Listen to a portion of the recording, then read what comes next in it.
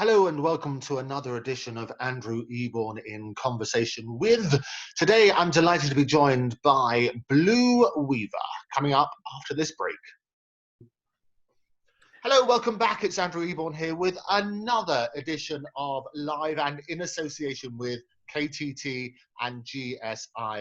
And I'm delighted that my guest today is Blue Weaver. How are you doing, Blue? Okay, I'm doing very well, Andrew. Hold on, let me make sure I can see you. I've got a bit of a problem with glasses at the moment. Yeah, these are my old faithfuls, which will be working again maybe in about 10 days. And I've got to use these at the moment because I have new eyes. I had new lenses put in. I know you did. How did that go? Incredible. Anybody there watching that's a little bit worried if they say that they have what's it called in Glaucoma? No, cataracts. Oh, cataracts. Yeah. Okay. Yeah, I mean it's incredible. Well, if they are watching and they can see, that means the cataract operation has worked. Yeah, exactly. But it's amazing. I mean, they can't do apparently reading and distance, so they give you fantastic distance. It's clear, and I've got to get new lenses just for reading and for looking at the computer like this. These are not bad, but these are sort of off the shelf. Well, off the shelf is good. So tell me, whereabouts are you at the moment? I'm in Vorpswede. Which sounds like something out of Star Wars. You know where that is, of course, don't you? I thought everybody knows where Vorpswede is. Yes, he's Darth Vader's long-lost cousin, isn't he? Exactly, yeah. And tell me, so you're in Germany. What is life there? I mean, I've been fascinated talking to people around the world and the different approaches that countries have and the governments have to this extraordinary crisis. What are they doing where you are? Well, it wasn't so bad here. I mean, this area has been fairly clear. I think in my Landkreis, in my particular area here, we've had 82 cases and no fatalities. But that's a small area. In Bremen, which is the larger area, I think there's been, I'm not sure, maybe 300 and something and some fatalities. But here, I can't say life has been normal, but we haven't been stopped completely from going out. We were told to be sensible, so we have a local supermarket. Well, when I say supermarket, it's a small store, and that stayed open, and everybody went there and did social distancing, washing your hands as you go in as well as you come out, and you know, the whole bit. And now we have to wear masks. It's been said that it's compulsory to wear masks when you go into stores. They've relaxed the rules even more this week, but already the R number has gone over 1. They relaxed it because we were down to something like 0.2 or something at one point. Then it went up to 6, which still wasn't bad. But now people are stupid. You know, as soon as they're set free, they're out and they forget. You know, and we still have to be very, very careful. And you have to have a very clear message. I mean, our government here, their original message was stay at home, stay at home. Yesterday, it was announced at 7 o'clock by our Prime Minister that they're going to change that. And now the message is stay alert. Yes. Inert. Yeah, I know. Staying at home is easy because you can just do that. Staying alert when a lot of these people may not necessarily be alert in the first place is quite tricky. Yes, but yeah, but it's a problem in every country. You know, Angela Merkel here has had fixed ideas. She said, you know, this is she unfortunately she's not the total law here because each sort of state, as it is, they can make their own decisions. Right, but similar to the US. Exactly. And she said what she states, she thinks that everybody should follow. But of course, none of them could make any decisions together. So she just said, look, I've told you, I'm sorry, I can't do any more, you know. And that is a problem that, for me, as I don't understand completely Deutsch, it's even more difficult because, you know, there's some rules set out and there's others not. And some shops are making the rules clear and others not so. But I don't go out that much. I go to get food. We went and got an ice cream yesterday. Ah. we only had to wait 20 minutes. That's all in the Who's line. the we in this situation? And myself and my wife, Siggy. Yeah. And Which flavour did you pick? I had salted pistachio, white chocolate ice cream, and I made a mistake and had vanilla with that as well. Why was that a mistake? You diluted it. It diluted the other flavors, yes, because all three came together in a cup. Oh, very good. For normally a man who's so decisive, it sounds as though you didn't quite decide on the right flavour. I couldn't, because they're all great. I mean, it's a big problem with this place. What did your wife have? She had the pistachio and some, I've forgotten. She usually goes for like hazelnut and stuff like that. Oh, no, it's a good, stay with the nuts. That's why she picked you. That's why, exactly. So Blue, you've had a fascinating career, and we're going to talk GSI, and I've been in touch, and look, they love these sessions, because what happens is they find out a bit more about the people behind it, the people associated with the Bee Gees, the people associated with RJ and the whole new legacy thing. And we've been sent lots and lots of questions. So we're going to do this on a regular basis. But to start with, take me back to the beginning, to the young Blue. What was your earliest memory? My earliest memory, I think I must have been about 3 years old, and I was sat outside. We had it wasn't a garden as such, it was paving, and I had a tortoise, I can remember. Oh, I like tortoises. We used to have a tortoise. Turtles, I think they call them in the States, don't they? But yeah, everywhere else. But well, turtles live in water. Tortoises live on. Yeah, exactly. That's why I couldn't understand why it was a turtle. Yeah. But yeah, that's one of my earliest. Unfortunately, we were so poor, we didn't have a camera, you know, right? Really. And it was the old tin bath in front of the fire in the cellar for, you know, and that's where the saying, because my father was a miner originally, and like that was the don't throw the baby out with the bathwater comes from the mining villages, doesn't it? Because the father would bath first, and then everybody else would get into this black water, you know, and the baby was the last one, and maybe it wasn't seen by then. I believe that's where the saying comes from, you know. Oh, brilliant. So, and where was this? So you were growing up in Cardiff. In Cardiff, yeah. Yeah, that was March 11th, 1947, I was born. And my mother was quite elderly when she had me. My brother's 20 years older than me. My mother was 47 when she had me. And she was living in a little village up in the valleys, boy. And I think she was embarrassed. She made my father move to Cardiff before I was born, you know. No, he was a miner, and he quit the mines.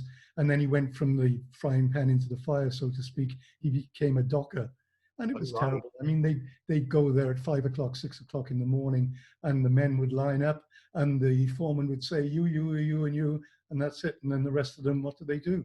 They go and sit in the pub, you know. And, it was tricky. It was really hard. I imagine. And the age gap between you and your brothers probably meant that it was rather like having another father, wasn't it? It was. My brothers used to take me out. My father used to get quoted from people that didn't know as you know, your grandson looks, you know, just like you. Because by this time he had no hair and sort of whitish, a bit like mine's going now, you know. Right. And are you close to your brothers?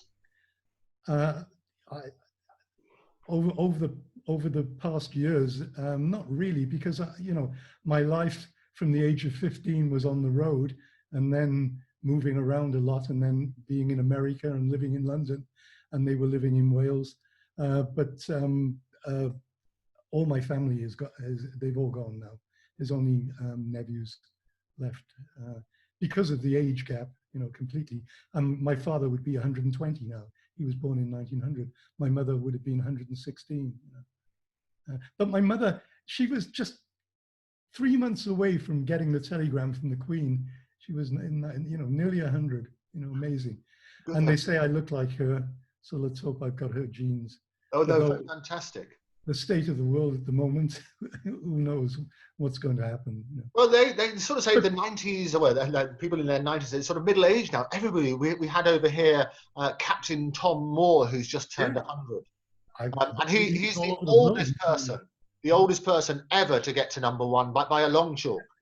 Amazing, isn't it? Yeah. Yeah, But you mentioned the age gap between my brothers. Now yeah. that was a big, um, that was most probably the cause of me becoming a musician, because my brothers both sang, um, and my parents, I don't know how the hell they did it, but they bought a piano. They bought a brand new piano in before the Second World War. I think it must have been there.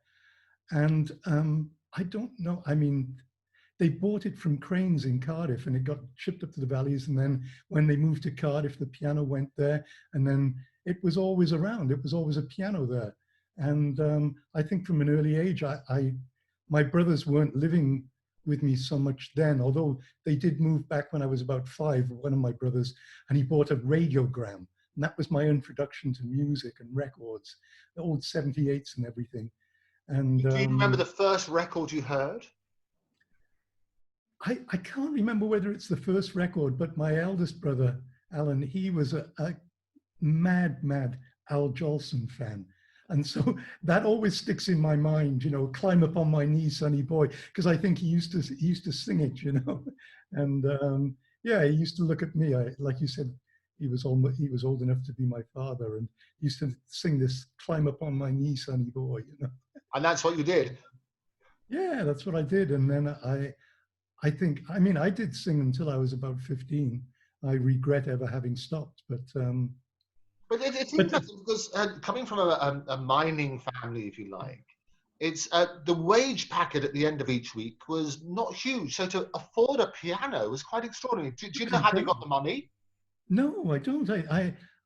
I never really thought about it at the time. It's like, you know, when you're young, you know, I want a bike, I want this, I want a radio, you know, and you don't think the money. I think that the first time it really hit me was I was going through something in my parents' room, and I picked up my father's wage packet. Now this must have been about 1959 or something, and it was like £3 or £4 that he'd earned that week, and I just couldn't believe it, you know. Yeah, and as I said, I started playing, and by the time I could read, I used to pick up these little books, and it'd say, play this note, play that. And you know, I can remember the very first thing that I ever sort of, when I say play the piano, what I did, I had this book there, and it had little arrows pointing to these notes, and it was the black notes. In fact, I've got a keyboard here I can play. Oh yes, go then. It said, play the notes in this order, and I went.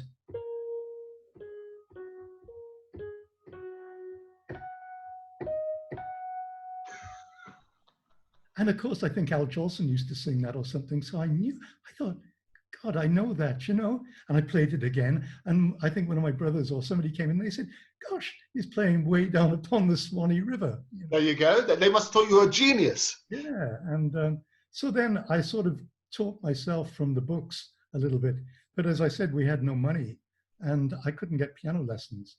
And but when I was 10 years old, suddenly my mother said, I found somebody that's going to teach you. And I started having piano lessons. Do you remember the name of the teacher? Hillary. Oh God, I did the other day because somebody else asked me. Oh, maybe it'll come to me before the end. Come to you, but Hillary. So Hillary was the teacher. Who found her? Yeah. She was in the village, was she? No, well, this was Cardiff. Oh right, not much of a village. This was this was a city. We had a town hall, right? Yes. Even though the cathedral wasn't officially in Cardiff, right? It was in Llandaff, but they adopted it, and yeah. So she found. How often did Hillary come round to teach you? No, I had to go there. Oh, did you? I sat in line with another 10 kids until it came to my turn, and while we were sitting waiting, she gave us theory lessons. So I learned to read music and. I mean, it was amazing. It was only, I think, after being there for about a year when I saw these kids lined up with these boxes coming in. And one day I went in early and there's all these accordion players there. She wasn't actually a piano teacher. She taught accordion. And you weren't tempted to do the accordion? Yeah, sorry? You weren't tempted to try your hand at the accordion as well? Well, where could I get one from? Yeah, I would have liked to at that time, but I was more interested in piano. But what was great was I used to spend my pocket money, so to speak. I would go into a store like people would buy records. I went in and bought pieces of music, like that were in the hit parade, like Russ Conway, Joe Piano Henderson, that sort of stuff. And she would teach me how to play these things. And so it wasn't just classical. But then when I got to 11 years old and I went to another school, there was a really good music teacher there. And he said to me, hey, you know, are you having piano lessons and things? I said, no. And he got me a really good teacher.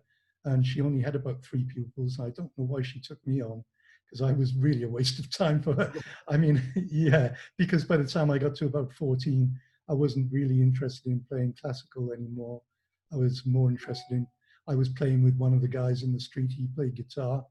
And, you know, at the age of 14, I was in the local pub playing away, entertaining them on the weekend, you know. Are you allowed in the pub at those days? No, of course not. But I Well, mean, you got older, did you? I mean, we were in the snug or something in another room with a piano in, and I mean, kids in those days, you know, would go in, you know, go to the pub and get your father, his dinner's ready, you know, and it was that sort of, it was fairly relaxed. Right. So you went from having lessons in Cardiff to, do you remember your first public performance? Well, the pubs were a great experience, even though it was all friends and things there. At least it taught you, you know, you got some experience playing to an audience, so to speak. And they would say, oh, play, you know, you would have to do requests and things like that. What sort of things would you be asked to play? Or, I mean, we'll look at the age group of my parents and things, you know. But luckily, like I said, my brothers were playing the records, so I did actually know a lot of this stuff, you know. You know, Elvis Presley, even, you know, some of those things rubbed off on me, and I started trying to play that. But it was fairly easy because music publishers in those days, there were lots of music around. If you couldn't play by ear, you could go and buy a piece of music and learn it. You know, that And way. did you find that you learned the songs very quickly? Are you a quick learner? Yeah, I think so. It's not always perfect and it's not always the best, but I think, I mean, I've always enjoyed doing sessions playing with other people because they start doing something that maybe you don't know, and then you listen, you find out the key, and you always, you know, once you find the pattern to their song, the secret is to, if you know, if they say it's a 12 bar and it's an A, then it's, you know, it's fairly easy, but you should always listen first of all and see how they do things, and then once you've got it fixed, then you can join in, and that's really good. It's enjoyable. I think this is why so many musicians enjoy playing with other people and doing things that that maybe you haven't tried to do before or haven't played before. Right. And do you remember the name of the pub where you used to play? Yeah, the Clive Arms. The Clyde, is it still there? Yeah. In fact, I had to go to Cardiff 2 years ago now, and I went back to where I used to live. And actually, a funny story about, oh gosh, it must have been about 30 years before this, back maybe in the 80s sometimes, when I had all the Bee Gees stuff, I was back in Cardiff, and I was standing in the street where I used to be with all the kids, and we'd be playing, and I saw this lady walk across the road and walk in the house, and it was number 13 Lincoln Street, I remember. And I thought, God, that's Mrs. Evans. And I don't know how old she was by that time, but she had a son, Tommy, who was a friend I used to play with all the time. And she went in the house, and I parked my car. I had a big Jaguar at that time. I was a bit embarrassed. I parked it round the corner, and I went and I knocked on the door, and she came to the door, and I said, oh, hello, Mrs. Evans. Can Tommy come out to play, please? And she looked, and it was amazing. She said, oh my God, Derek, you know, that's my real name. Right. And it was incredible, you know. It is so funny going back to these sort of places, isn't it? So making the transition then from playing in the pubs to the world of pop music, how did that happen? Well, when I was 15, I started working in a music store in Cardiff on Saturdays and things like that. And the owners there, Horace Gamlin, was amazing. he was such a lovely guy, and he so helpful to all the local musicians. You know, I mean, he knew how hard it was for people to buy the instruments and things, and he was always very generous. Okay, take it, you know, pay me, or you know, pay me so much a week and things like this. And I can remember I got together with a few guys. Now I think this must have been my first actual public performance. There was a few of us got together, a drummer, a guitarist. I can't even remember, but somebody posted on Facebook. Do you remember me? I was in this band that we did, and we had to. It was in the Drill Hall in Cardiff, and we had to think of a name. And of course, the Beatles were around then, and we ourselves the Insects. Okay. Yeah, okay, and not with SEX, of course. Right. Which was, we couldn't have thought of it at that time. Right. But the Insects, because sect was, you know. Yeah, no, I get the gag. It's a good gag. Yeah, well, yeah. I hadn't really thought about it then. We associated it with the Beatles more than anything else. I didn't realize that there was that significance until later. And I actually sang on that gig, and I think that was the first and last time I ever sang it. Well, what did you sing? I sang Johnny Be Good. Oh, there you go. Yeah, Chuck Berry. But yeah, we did that. But I didn't have a keyboard, of course, and the pianos in those places were terrible. So Horace Gamlin gave me a Vox Continental. Can you believe it? I mean, at that time, you know, House of the Rising Sun had come out and everything, and these things, it's orange with the black on the sides and the chrome frame. It was like a dream, you know. And I went and I did this gig. I had a Watkins Rapier amp and this Vox Continental, and that was it. I was up on this big stage with all these people and girls looking, and I thought, that's it. It was the girls looking that got you going, was it? I think so, yeah. And then how were you spotted? So in terms of that, you then got onto the music scene, if you like. You went from the Insects rather than the Beatles this time. Yeah, I went then to, well, myself, I went to a band then called Brother John and the Witnesses, who were really doing well. I mean, they were playing up the valleys, they were playing all the clubs, working men's clubs, and earning money. And funnily enough, Dennis, the drummer in the Bee Gees with me later on, was the drummer in Brother John and the Witnesses. That's how we started off together when we were 15 years old. And I was working in the co-op, well, actually the CWS, which was the Cooperative Wholesale Society, not the resale side. I was in the offices, in charge of the grocery warehouse or something there at the time. But I was doing that in the daytime for like £2.10 a week, because my mother said, you've got to have a real job, boy. You could have a real job. You know? Always the sound advice, isn't it, to musicians about a real job? So I had a real job doing 5.5 days a week and earning £2.10, and we could go out for one night and earn, I don't know, £1 or £2 each, you know. It was amazing. And so that was Brother John and the Witnesses. It was great. But then I went through a series of bands like that. I went to Lawrence and the Arabians after that. Lawrence and the Arabians. I love all these names, you know. People must sit around and say, okay, with Beatles, we do the Insects. Lawrence and the Arabians is... I was in the Intellectuals as well. The Intellectuals, that's a bit pretentious. Who was in the Intellectuals? There were three of us, you know. And were you all intellectuals? Well, we were all into something. I'm not sure whether it was lecturals. And so from there, how did you then get into people like Armin? I was with another band that I can't believe, I can't remember. I mean, I was in quite, there were only 2 keyboard players in Cardiff. Right. And so when I wasn't playing with one band, I could play with another. So you could play every night of the week if you want. And of course, we all played more or less the same songs at that time. So I was pretty busy. And I was playing with this one band, and the bass player said to me, oh, we should really do something. And I said, yeah, I want to go to London. And he said, yes, and me. And so we decided to leave that band.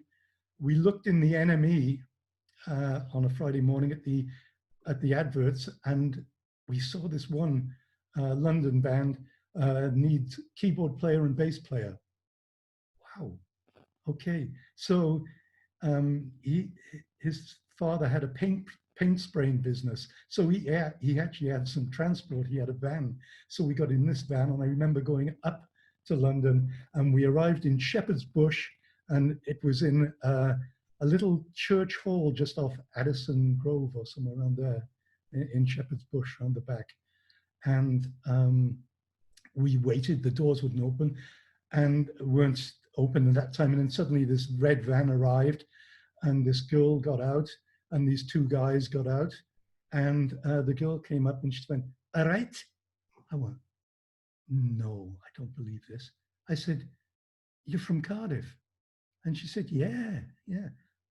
"Where are you?" I said, "Well, we're from Cardiff as well. We've just driven up here." So and these two guys got out and they said, "Hello, we're the managers, Myron and Byron." Myron and Byron, brilliant. Now, Myron and Byron were Tom Jones's original managers. They Well, that's not unusual. As it's not unusual. Okay, yeah. Was that a deliberate pun then? I thank you. Yeah. Okay. And yeah, they were Tom Jones's original managers, and they got this girl whose name was Tawny Reed. Her name was Jill, actually, really, but and they got her a record deal, and she had a record out, "Needle in a Haystack," which was oh yes, I remember that fantastic song. Yeah, but she had a sort of minor hit with it, and so they were looking for a band to back her. So she's a girl from Cardiff. We'd gone up to London to make our name in London, and anyway, we got the gig, and we went back to Cardiff. They said, "Come up in 6 weeks' time. We'll arrange gigs and stuff." And we went back to Cardiff, and unfortunately, the bass player's father got ill, and he had to take over the business. And so I thought, well, I still can go up. So I phoned them up, and they found another. We auditioned more bass players. And I thought, oh gosh, I've got no transport. How am I going to get up with this? I had a Farfisa organ by then. That was, I couldn't afford a Vox Continental or a Hammond. And I couldn't have carried a Hammond around in any case then. But I had this Farfisa organ in a cardboard box with some string tied around it, my little duffel bag on my back, and that was it. I was off to London.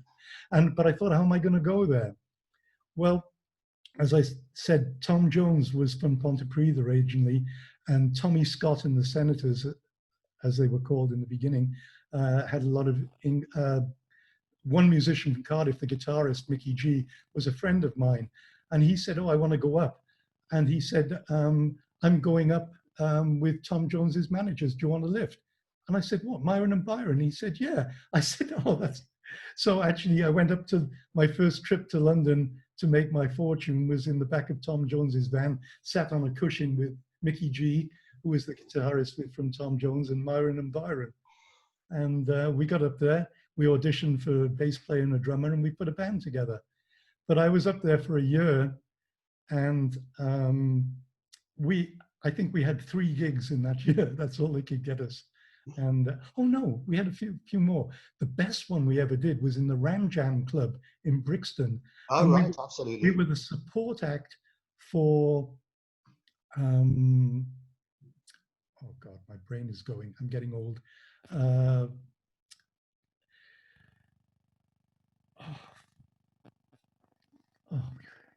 This is terrible.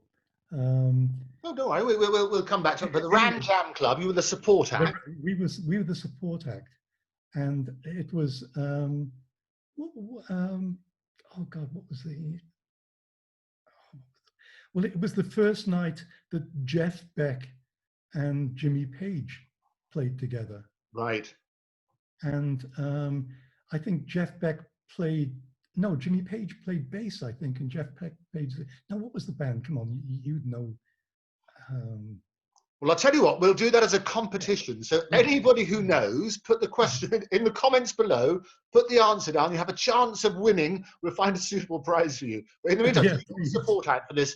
We were the support act, and it was incredible because it was the very first time that they played together. And of course, they went on then to greater things. Led Zeppelin and Jeff Beck, as you know, is legendary. And that was a really good gig. But at any rate, I starved. I learned how to pick a lock and put the same shilling in the electric meter over and over. You learned how to pick a lock. How did you learn how to pick a lock, Blue? With a safety pin.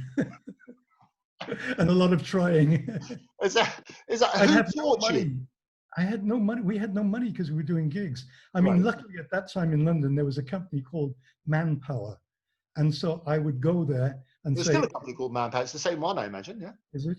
Oh, I I'd think say I big, need big work. company, yeah. Yeah, I'd say I'd need work. So they'd say, okay, it was usually off to a works canteen to wash up dishes. But I could earn a bit of money at least, and that's how I survived. But it was still not enough, as I smoked in those days. And if you had to make a decision between fags and food, the cigarettes came first. Right, right. No, but you haven't answered my question though, Blue. You're avoiding it. Who taught you to lockpick? Um, I think it was something I picked up in Cardiff in my early days. I think it was always a challenge. I think it's one of those things that you do, you know, like a garage door and things had locks on in the house. And, you know, you remember those little locks that everything used to have in those days. I could never pick a Yale, of course. That was too complicated. But, So can you still pick locks? I don't know. I haven't tried for years. Yeah. Well, I'll tell you what we have to do. That another experiment. Next time I see you after this lockdown, we'll get that lockdown deliberately. You'll be able to unpick us. Okay. Yeah. Well, I'm not quite Houdini, but yeah. It'll be good. Okay, so you've been playing support act, and it's a legendary time with the answer to today's quiz. What happened then? Well, what happened was I wasn't earning any money, and I had to go back to Cardiff. I had an offer from a group. They said, we'll come and pick you up if you play in our band. So I said, yes, please. Okay. So they came up to London, they picked me up, and I went back and they played in their band. Well, of course, by this time, I decided I wanted to be a professional musician. So they were all not taking it seriously. It was just something they did in the evenings. And they got a little bit of money for it and everything. But then I got together. I was working in a music shop again then. Not the same one, a different one at this time. Do you remember the name of it? Yeah, it was Barrett's of Manchester. Yeah. And in fact, they opened just across the road from Horace Gamlin, who was my great friend. And he was most upset that I worked there, I think, at one time. But he was great. He was under, you know, we were friends. And but that was a terrible gig in that music shop. Can you imagine a little guy coming? He was ethnic, but that's got nothing to do with it. But it made it even more frightening because he had a beard and he was a little guy. And he came in one day, and there was always a lot of robberies from this shop, you know. And the owner had given me a pot of cayenne pepper to throw in the face of anybody that wanted to come in and steal anything from the shop. Well, I was in the shop one day on my own, and he was upstairs actually with his wife doing the books, I think. And I'd been down, I got up like this, and as I got up, suddenly this little guy is in front of me with eyes just glazed. And before I know it, there's a machete at my throat. Oh no! Yeah, and I said, the till's there. I said, the till is there. He said, where's Ray? Ray was the owner. Where's Ray? I'm gonna kill him. You know? And I didn't know anything about this, and I said, I don't know, he's out or anything. Take the, you know, like I opened the till and, you know, throwing money at him. Please go, you know. Here's a guitar, yeah, everything. You know, anyway, I can't remember what happened, but in the end, he went out. I told him where he was, which was miles away. So hopefully he went off. And then he came down, and I said, what's going on? Apparently this guy had stolen from the shop months before, and he'd been prosecuted, been put in jail, and then he just got out, you know.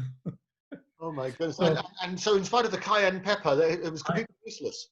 Yeah, would you have, with a machete in your throat, would you have gone? No, it actually must have been. I know we joke about it now, but it must have been really frightening. It was. I gave up that shop pretty quickly. I went back to the co-op. And but then, like I said, I met 6 other guys that had the same interests as me and wanted to achieve the same goals. And we put a band together. We all gave up work, I think, except for one, because he needed to buy the petrol for the car to take us up to do the rehearsals that we did every evening. We had a rugby club locally that gave us the run of the place to rehearse in the afternoons and late early evenings when they weren't there. And we formed a band called Amen Corner. Absolutely. How did you come up with the name? We were talking about names from whether it's the Beatles and the insects, as you say. How did you come up with the Amen Corner? Well, in Cardiff, there was one guy that used to, well, I suppose he was a DJ, you'd call him now. He used to run a little dance in wherever place he could get on a Friday or Saturday evening, I think Friday evening. And he couldn't always get the same place. And wherever he was, he used to call it the Amen Corner. And that was it. And that's where the idea came. All the people think it came from, Tooting, and there's a place out in Berkshire as well. There's one near St. Paul's. There's one up in Newcastle. There's loads of places called the Amen Corner. But that was, I believe, where we actually got it from. And it was amazing because that turned us on to Motown and Atlantic and Stax. And Amen Corner, when we started off, we were a soul band. Like Gino Washington was one of our heroes, and Zoot Money and the Big Roll Band, Georgie Fame, all those that's what we modeled ourselves on. And that's what we wanted to play. We were playing soul music. And we rehearsed for about 6 months and we didn't do a gig. And then we played, our first gig was in the rugby club that had been so kind to let us use it to rehearse. And of course, all the musicians from Cardiff, we tried to keep it a secret, but they all came and everybody was watching. But it was great. Everybody said, oh, that was amazing, So then... Who was in the band at that stage? It was all of us, like the end of the original, except we had one young sax player from Caerphilly. He was the youngest. And he was with the band initially. Well, I'll try and tell you the story of how we got to London as well, which is quite funny. And so we rehearsed it, and then we played around Cardiff in the local clubs there, and we got a huge following. It was amazing. And then somebody had heard about us, and it was Bournemouth Pavilion, I remember, the ballroom, and we got a call to play there. So it was a Saturday night. By this time, we'd bought a Middlesex ambulance, which one of those old silver ones. It was great. And we used to get the gear in the back, put some mattresses in, and go to our gigs like that. And we were on the way to this gig, and we got to the Severn Bridge, which was the no man's land between Wales and England, and we got up onto the bridge, and just as we pulled up on the bridge, the ambulance stopped. It sort of broke down. We thought, oh no! And right where we stopped, it said £25 towing away fee. Right, it was right there, in us in the face. And we thought, oh no! So we got out of the ambulance and we pushed it down off the bridge, which was on the motor. This is the motorway on the M4. This was the M4. We pushed it down onto the slip road just past the turnoff on the thing. And then before we know it, the police come and everything. Oh, we'd been watching you. They'd seen us on a surveillance camera. Anyway, they got a breakdown wagon, and I can't remember what the problem was, but it got fixed pretty quickly. And we got back in the ambulance and we were on our way to Bournemouth. Well, we got to one town on our way, I forget where it was, and there was this big traffic jam. And we could see there was a policeman directing traffic, and we thought, oh no. And so we're there, and the ambulance had a bulkhead. So there were only 2 seats in the front of the ambulance, and the engine was there. So we had a cushion on there, and one could sit in the middle. So there's 3 of us in the front. It's an ambulance. Clive, the bass player, is driving, and we said, oh, it's funny. Look, I wonder if the bell still works on the ambulance. We went like this, we hit it, and it started ringing. The policeman saw it in the distance, pulled every traffic over, called us on, and we drove through. And as we went past, we went down the window. Hey, now, can you imagine his shock, looking, the look on his face, what's this? And we drove on. It was amazing. That was the one experience in the afternoon that was really funny. And it's really bonding, isn't it, on the road when you get together with people. And it's like a marriage, isn't it? Well, yes. Yeah, except you've got, well, in this case, we had 6 others to contend with. It wasn't just one-on-one. And But that day was actually the start of Amen Corner's career, because we got to Bournemouth Pavilion and we were supporting a band, and we went on and we just learned Knock on Wood. Oh, right, okay. And we were playing that, and it was the days of the Mods and Rockers. And there was all the Mods and Rockers in the audience. We always thought, oh God, there's going to be trouble. We played Knock on Wood, and it wasn't released in Britain at that time. And we played it, and of course, you know, when it comes to the part, you better knock. Everybody does that. We did it, and the audience picked up on it each time we did it. So we stopped playing it, and then they went crazy, and we thought, oh God, what's going on? Play it again. We had to play it about 3 or 4 times in a row. And then the manager came on and said, look, I'm sorry, that they have to stop, you know, and the other band has to come on. And then that would really, and he said, but I'll tell you what, I'll get them back next week, and they can play, you know, for an hour and a half for you. So, and how did that feel the first time you've been a jobbing musician, going around these clubs and pubs and so on and so forth? The first time you really enjoyed success, how did that feel? well, seeing the audience go crazy was amazing. You know, that was incredible. And this other band went back to their managers in London and said, we just saw, I mean, they were so kind. They went back on the Monday. They said, we just saw this most amazing band on the Saturday night. So we got a call. And the next thing I know, next Friday, we're up in London playing gigs for this guy, for the manager, for Ron King. And that was the start of our career. He made us within 3 months. We had a hit record, Gin House, in the charts. And we didn't tell really... us about the first time you met Ron King then, and how did that feel? He was, Ron, it was incredible. He was like a big father figure to us. He was an East End, I can't call him a gangster, but he was a very East End wide boy, if you like, if you know that terminology. He had a team of bouncers. He ran dance halls all over London and other parts of the country. And he had a team of bouncers that were, you've never seen guys like this. They were wrestlers. They were barge people from the East End, but all lovely guys, but, you know, that really looked after us. Ron, we learned everything from him, believe me. I mean, it was incredible. He really taught us a lot, even though we ended up with no money, you know. And I still can't hold it against him, because it was an incredible introduction to the business and to London. And he had an agency which had The Move, Nashville Teens, lots of other bands.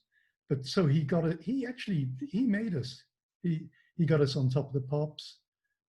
In those days, there were ways and means of getting you, getting you on television. So what were those ways and means? Well, I think it's a known fact now that to get in the charts, there were various record stores and places around the country that would submit their figures, their sales figures. And if you could find out where those shops were and which they were, then you would get a lot of fans to go in and buy the records in those particular stores. Or you would hire one person that had a team to go out and in various ways know these places. And the thing in those days, if you got into the top 30, then you would automatically be on Top of the Pops the next week. So that was the aim. And, you know, to be fair, I think once you got into the top 30, if you had a good record, you'd make it under your own steam from there on. The fans would have heard it, would have been played on the radio. There were radio pluggers that would go around, and I'm sure there were various ways of persuading people to play the record. Well, Ron sounds like a very persuasive man. Ron was an incredible guy. He could talk anybody into anything, really. I mean, it was incredible. He had a running audition for singers, you know, girl singers wanted, you know, to be successful. And he used to hire Charlie Chester's club and there was a piano there. And I think on a Friday morning, the the papers would come out and the adverts would be answered, and there'd be queues of young ladies waiting to audition. And I had to go to this club, and he used to give me a $5 for playing the piano, but it was always the same song. I had to play for everyone, and every time I hear it, actually, it brings me to tears. It What's was the song? Crying Time. Oh, it's crying time again. I'm gonna leave you. I don't know how many times I played this. So how does it make you feel when you hear the song? Does it bring back memories, or is it a bit of a nightmare? I'm in this club, this dark club that stunk of stale beer and cigarettes, you know, and I'm there playing this piano for these next one.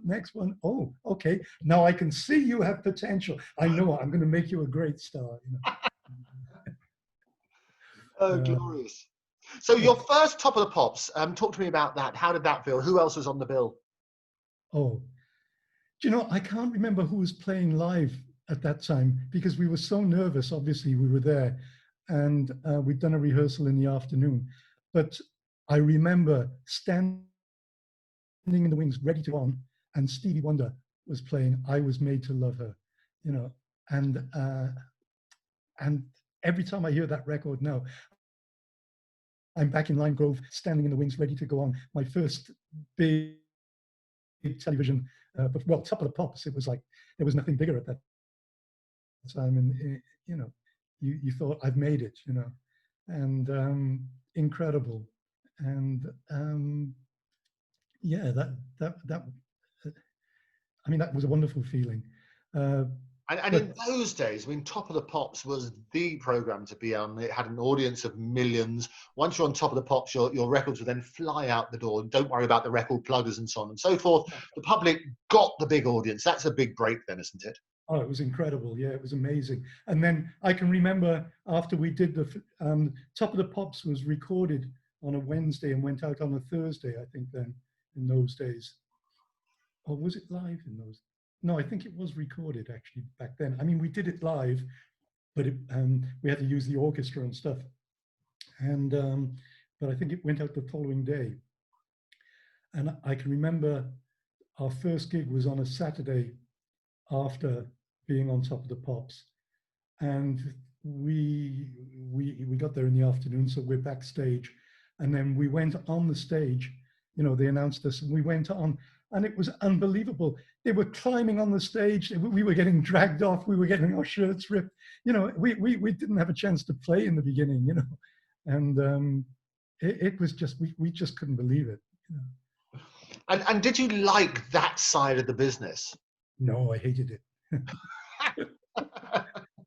I told them all to stay away from me, you know. But I wasn't the prettiest in the band, so. Who was the prettiest? Or Neil, the young guitarist, was definitely. Then Alan was the suave on the guitar, the sax player. Andy, of course, was the focus for the girls because he was right out front. Clive always did okay because he had a mop of curly hair. And yeah, I was always behind my organ, you know. Hey. It's all good stuff. So after Top of the Pops, I mean, tell me, you finish your set on Top of the Pops. What then happens? Do you all go out and have a party? Did you go and celebrate somewhere? You go up to the BBC club with everybody from the show and all the other people. And of course, there's lots of actors and people, famous people around. And it's just a great invite. That was the highlight actually in those days, was to end up in the BBC club and have a drink. But then, coming down, you had to go out of a side door, but all the girls and everything knew where the band came out. So that was another highlight, coming out of that door and being mobbed, you know, for autographs and things. Do you remember your first autograph? Do you remember who you gave it to, the person? No, really, Andrew, I can't honestly remember. I'd never thought about that. I think I had to learn to write. Because it's quite a moment when, as a performer, you go around, you've been working all this time, and then suddenly people start to recognize you. And that sort of moment, in a way, it's when they first come up to you and say, "Hey, sir, can I have your autograph?" Oh, yeah, do you know, you've just hit on something there, because I remember going back, I was living in Cardiff then, still, we all were, and I remember going back to Cardiff in those days, and you couldn't walk down the street without somebody, you know, and I think that was the greatest thrill, is somebody from your hometown coming up and saying, can I have your autograph, you know, and, oh, we saw you, that, you know, and that was amazing in those, just walking around and actually, you know, and at first you don't realize it, you know, that these people are coming up and you think, oh yeah, what do you want? And then you suddenly realize it's because they've seen you on television, or you've got a record in the charts. And it's kind of sort of, and going back to Cardiff, where the miner's son goes to his family who, with very poor background, had to scrimp and save apart from this piano, and we'll try and work out where that came from. How did that feel for you? I was quite proud to have done it. I think, you know,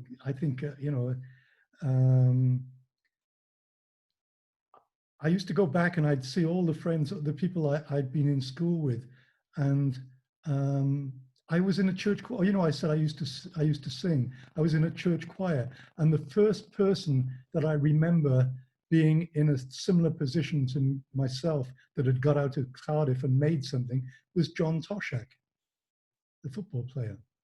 Right. John was in the choir with me. We were friends, and we were in the school together for a while as well. But in the choir, we were together. And did you ever play football with him? No, I couldn't play football. No, I couldn't. You know, I was a musician. I wasn't a sportsman. I wasn't a fit young guy either. You know, well, I suppose I was relatively fit, but I was hopeless at sport. I could swim and I could play tennis, but no. Well, we used to swim in our school, but our school was basically rugby and football and cricket. Well, I gave up cricket after I ended up with 3 balls instead of 2. And they put me in the slips, you know, and we had no protective equipment. We had nothing. I had no gloves. And can you imagine? I'm there like this waiting, and the first ball comes straight at me and went straight through my hands, you know. And that was it. No more cricket. I went to baseball. They actually played baseball, but that was equally as dangerous because I was long stop, is it, or something? Yeah. You know, not, you know, there's 2, isn't there, behind? The first one supposed to catch the ball, but if he doesn't, there's one behind. Yeah, that's right. It's your fail safe, isn't it? It's your safety net. So yeah, I can't remember. I remember being hit by a bat, because they used to hit the ball and then throw the bat away, and this thing went up in the air, and I'm looking for the ball, but what I didn't see was the bat. So I gave up baseball as well, and I think I stuck with swimming after that. Right. But, are you a good swimmer? Do you like swimming? Yeah, I do. I wouldn't say I'm a good swimmer, but I can float. You know. Right. But, you went back to Cardiff. You were now the local hero. What happened after that? After Cardiff? You came back having done the first Top of the Pops, where people were recognizing you in the streets. You were giving autographs, you were fathering babies, or whatever you did to work on that sort of basis. What happened next? Well, next was we had to move to London. That was the obvious step. So Ron King found us a house, and we... Where was the house? Lower Streatham. You know Lower Streatham? I do. It's a lovely place. Not South London. South London.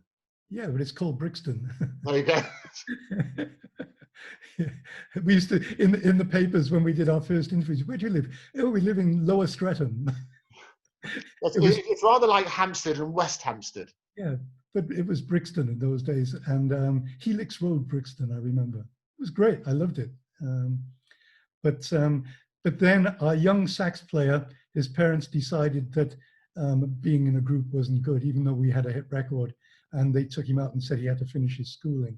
So we had to find another sax player, which we got another Welsh guy from Leith, from another band. And how did you find, because as you say, musicians would always rush to the New Music Week, Enemy, every week to have a look at the adverts. How did you find your new sax player? Well, we knew of him from playing in the other band. He was one of the first ones we thought of, because there weren't that many sax players around. Although actually the first one we thought of was Andy was in a band before Amen Corner called the Sect Maniacs. Oh, okay. Yes. Okay, and I played with them for a while, and there was the guy in the Sect Maniacs called Gary, and he was a builder by trade in the daytime, but he had the strongest Cardiff accent you've ever heard, and he played sax, and he used to have nicknames for everybody, and I have to thank him because he called me Blue, but it was Blue Bottle from the Goon Show. Oh, absolutely. Could you give us the voice? It was Harry Seacombe, wasn't it? The Goon, yeah, who was Blue Bottle? Yeah, it was Blue. It was Spike Milligan and Harry Seacombe. Yeah, and Peter Sellers. Peter Sellers, yeah. And anyway, I've forgotten which one. I think I should know, shouldn't I, which one was Blue Bottle. But so I got called Blue Bottle. But you know, his claim to fame was his granddaughter is Charlotte Church. Right. Yeah. So it's amazing. But anyway, he called me, and which got cut down to Blue, because when we first went up to London, Ron King said, "What's your names?" And we all said, and he said, "Oh, that's boring. Doesn't anybody have a nickname?" And they said, "Yeah, him, he's Blue." He said, "Okay, you're Blue for now." And it was a big favor, you know. It was amazing. Fantastic. So that was the first time that's where the name Blue came from. So Blue Bottle. And so did you change your name officially, or you just for performance purposes?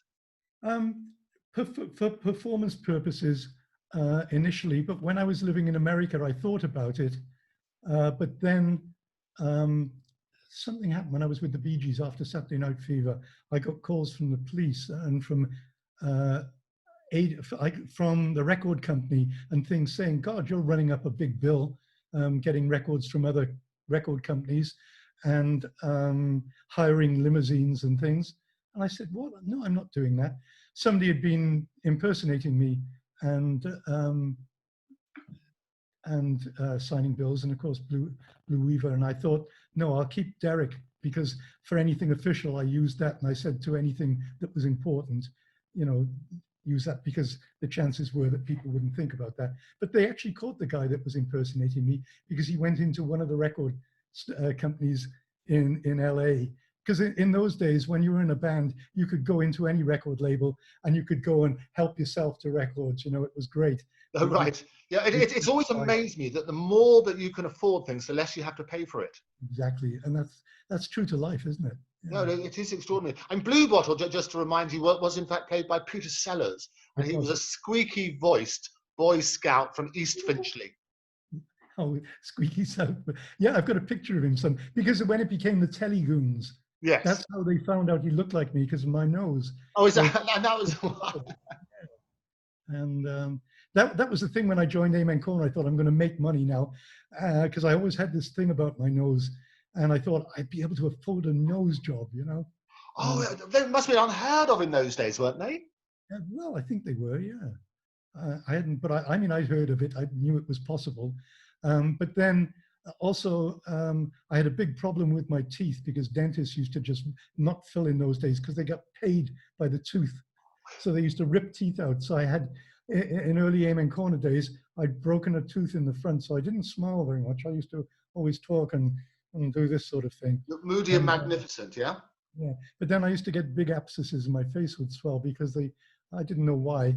So when we were making money with Amen Corner, they said, okay, we had one gig that we would donate for anybody that wanted anything. And mine was either a nose job or get my mouth done. So I went and had my teeth done.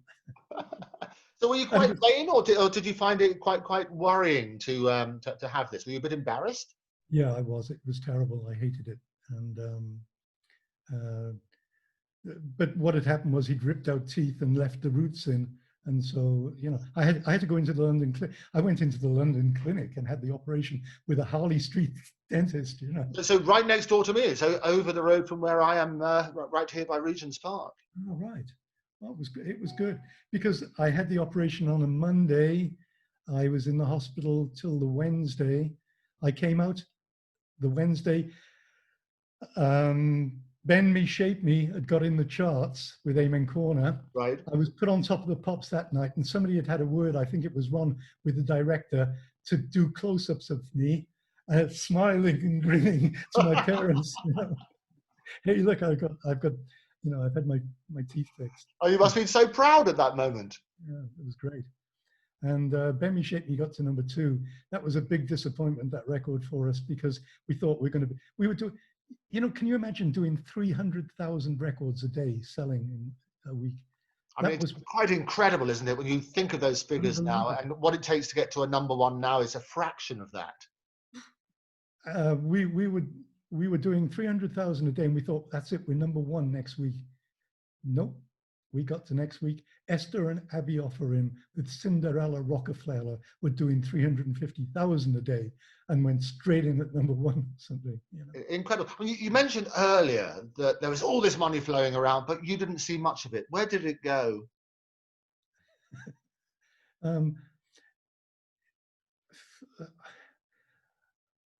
Who knows? Ron had a Rolls Royce, had a Mini Moog, had a chauffeur. We had cars. We were okay. We lived in quite nice places. We all had cars. We all on hire purchase. We paid for, but everything was done. We never had to find a penny. Everything was bought. The food, everything. We had some money in our pockets. You know, I think I can't remember what our allowance was, but we never actually had money put in the bank, so to speak, even though we were selling all these records. Ron got into a little bit of trouble and had to disappear overnight. Now, actually, we're going on. I've got so many stories. We can go on for a week here. I don't know how your time is fixed. You can Oh, no, we're here. We must well get it all done, Blue. Okay, You know, let me tell I you think the having story. this all while you're ready and flowing, unless you need a break, do you need to have a break? No, I'll just have a drink. Water, by the way. What are you drinking? Water. Well, your good health. Adam's ale, as they call it. Mm. No, fantastic. So, what? Yes, you were telling me. Let me tell What you happened about to Ron? What was the problem? Okay, well, Ron, this one week said, I've got to get a contract with you and everything. So we signed a contract with him. This was the other thing. He charmed our parents and everything as well. I mean, it was amazing. The guy I speak to him on Facebook occasionally. He's still alive. He's in Thailand. He owns a chain of massage parlors and dubious venues, I think. But he's incredible. I don't think he's ever changed. You know, he's amazing. And so we'd signed a contract with Ron. At any rate, we said goodbye. We were in our office. It's number 7 Denmark Street, up above the Tin Pan Alley Club, and that was it. Oh, incidentally, the alleyway, the stairway going up to the office was covered with "I love you" and everything. Fans, you know, it was amazing. I wanted to get a picture before it was destroyed, but I never managed it. And I'm sure we've got some people who will be able to help you with one of those pictures. I know a few people. Mike Reed, for example, he wrote a book about Tin Pan Alley. Yeah, And, I know Mike. Yeah. Yeah, so various others. We'll get you on. There was a movie about it as well, but or a documentary made, I think, isn't it? Yeah. Yeah. Oh, no, absolutely. There's lots about. I mean, it's very sad that a lot of these. By this time it happened, though, it was too late, I think, to even go back and take pictures, and a lot of it had gone. And there's famous stories about the flat at the top above the office where the auditions were made. Anyway, I'm going to write a book one day and all this. Oh, tell us one of those stories. Tell us one of those. I'll tell you the one story now about which one was I going to tell you? I've forgotten. God. Which story was it? You were halfway through Ron King having to disappear, and then you were telling us a story about what happened upstairs at Tin Pan Alley. No, well, forget upstairs in Tin Pan Alley. I'll go on to what happened. So we leave the office on a Friday and everything, and we have to go into the office on a Monday. We get called in by our fan club secretary, Sue Rose, and we go into the office on the Monday morning, and we're there, and they said, you have to go into the office. Oh, see Ron. And everything went quiet in the office. And I thought, what's going on? We opened the door. The door opens. Who walks out? Don Arden. Don Arden is a very famous music business impresario. Oh, absolutely. Yeah. A legend in the business. Well, we knew Don. I mean, we'd met Don before. And before I say anything else, Don was like Ron, very, very likable guy. You know, all these stories about him, you know, maybe I know most probably money-wise is all true, but you can't help but like these people, you know, I mean, really. And so we walk into the office and we said, where's Ron? He said, well, sit down. Now there's 7 of us there, 8 with the roadie, I think, as well. And we sit down and he said, okay, boys, I'm your new manager. We said, you know, what the hell's going on? What do you mean? He said, oh, Ron has assigned the contract to me. And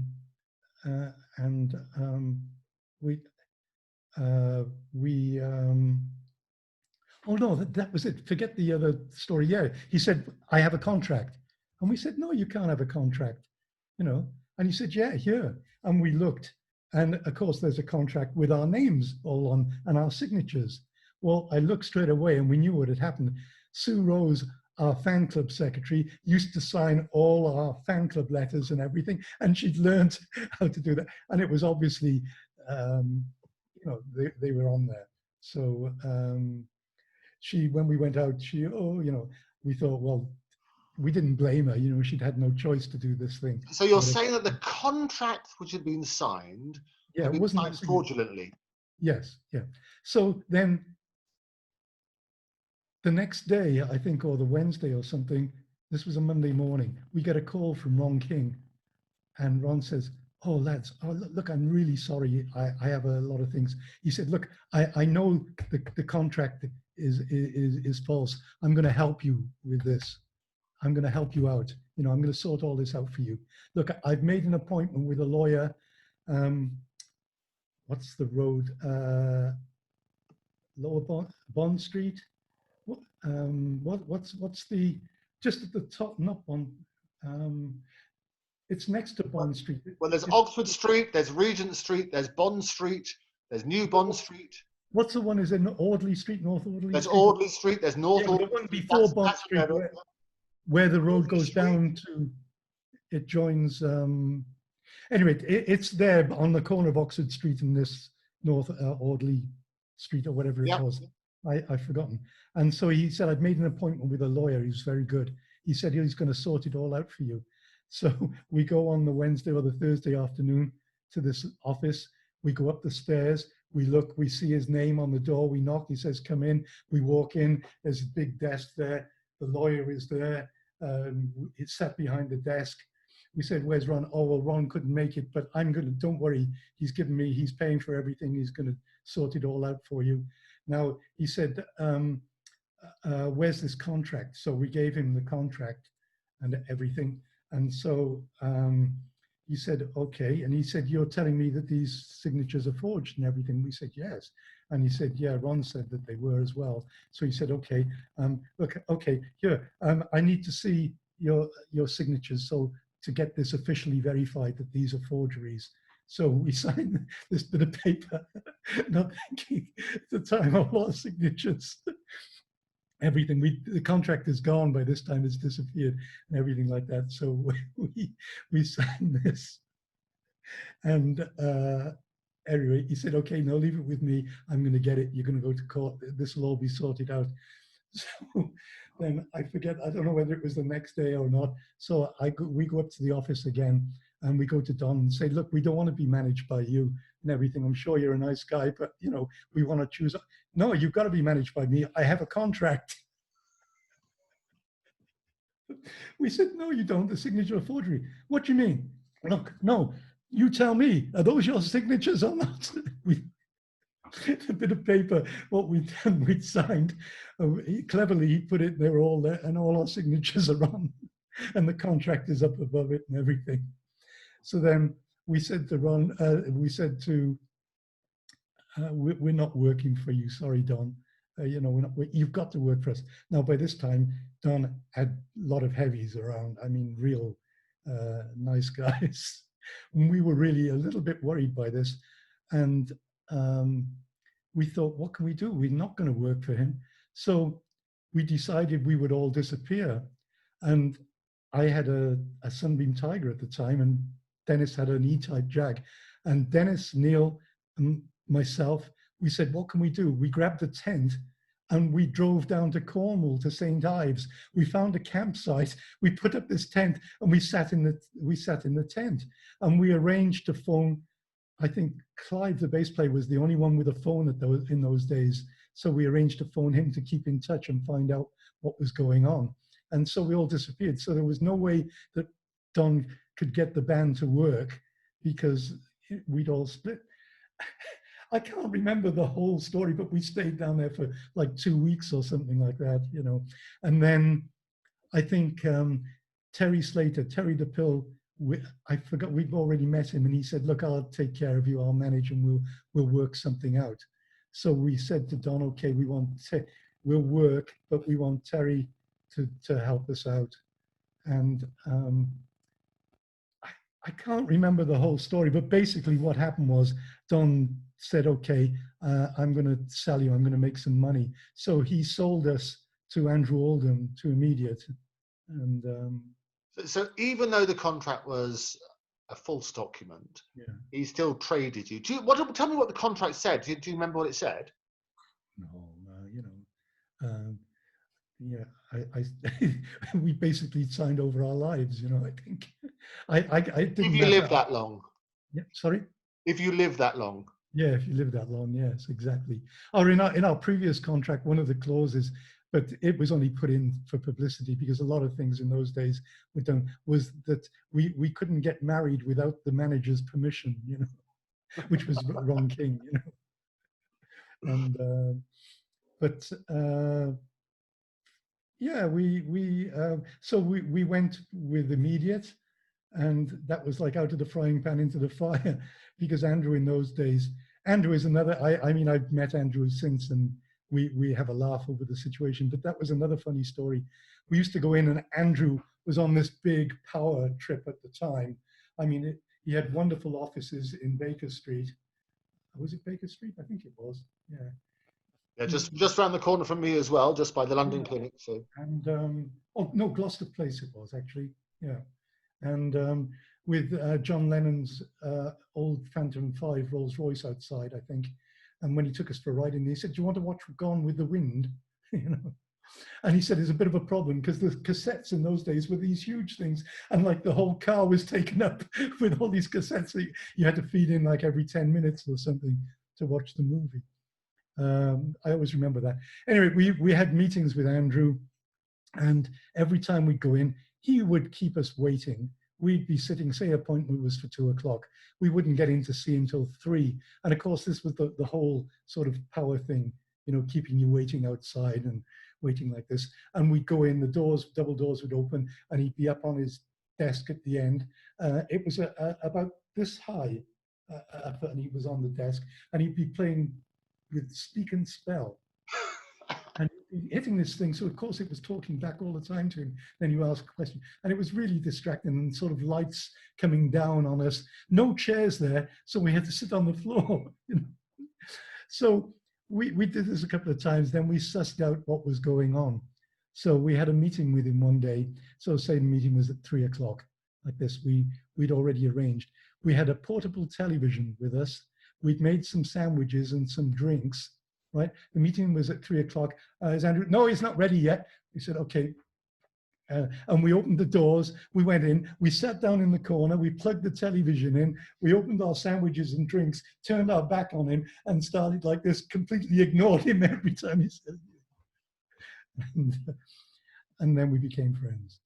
And I used to race him out of the speakeasy every night. He had Aston Martin DBS with a chauffeur, so he could drink, but I'd come out. I had a Sunbeam Tiger, which of course I could beat anything away from the lights. And so he used to get really annoyed when I beat him. So I can remember one time we were at the top of, we'd come out of the speakeasy about 4 o'clock in the morning, and we were at the top of Park Lane, and you know, nothing in Park Lane that time of the morning. And I thought, oh, I looked down and I saw a blue light flashing, and then it stopped, so it wasn't view, and I thought, oh God, okay. So I revved up, and he was looking over at me, and I'm looking at him, and then he says, go to the chauffeur as soon as the lights change, and he screamed down, and of course I went down at 30 miles an hour like this, and he was like 5 minutes almost ahead of me, and he got down by the Hilton, and I looked, and the blue light was on, and he was over on the side of the road. He'd been pulled over. So I drove up really slowly. I rolled down my window and I just waved. Brilliant. So many, many happy memories of those times. And obviously Don Arden looked after lots of people. He looked after people like Jerry Lee Lewis as well. He looked after Little Richard, who sadly just left us a couple of days ago. Do you ever come across them as well? No, not Little Richard. I wish I had. Oh, gosh. No, I'm trying to think. Or maybe if you'd stayed with Don, you would have met him. Possibly then. Was it after that time that Don had it? It got him. Yeah, maybe. I can't remember. When did we leave? What year was it? We left Don. About 69, something like that, 68. When we went to immediate. I think it must have been 68 sometime around then. But yeah, but Don was a singer as well. He'd been in, I think he had a record out, didn't he? From, what was the big Jewish theatrical hit at the time? You've got, yeah, I can see. You've got Sunrise, Sunset. Yes, Sunrise, Sunset, absolutely. And I mean, he was a legend. He obviously with Sharon is also a legend in the industry now as well. And I think obviously inherited a number of her traits. Do you know Sharon? She sat on my lap. Oh, did she? Yeah, well, she was only, I don't know, about 2 years old, I think, maybe, you know. And David Arden as well, lovely.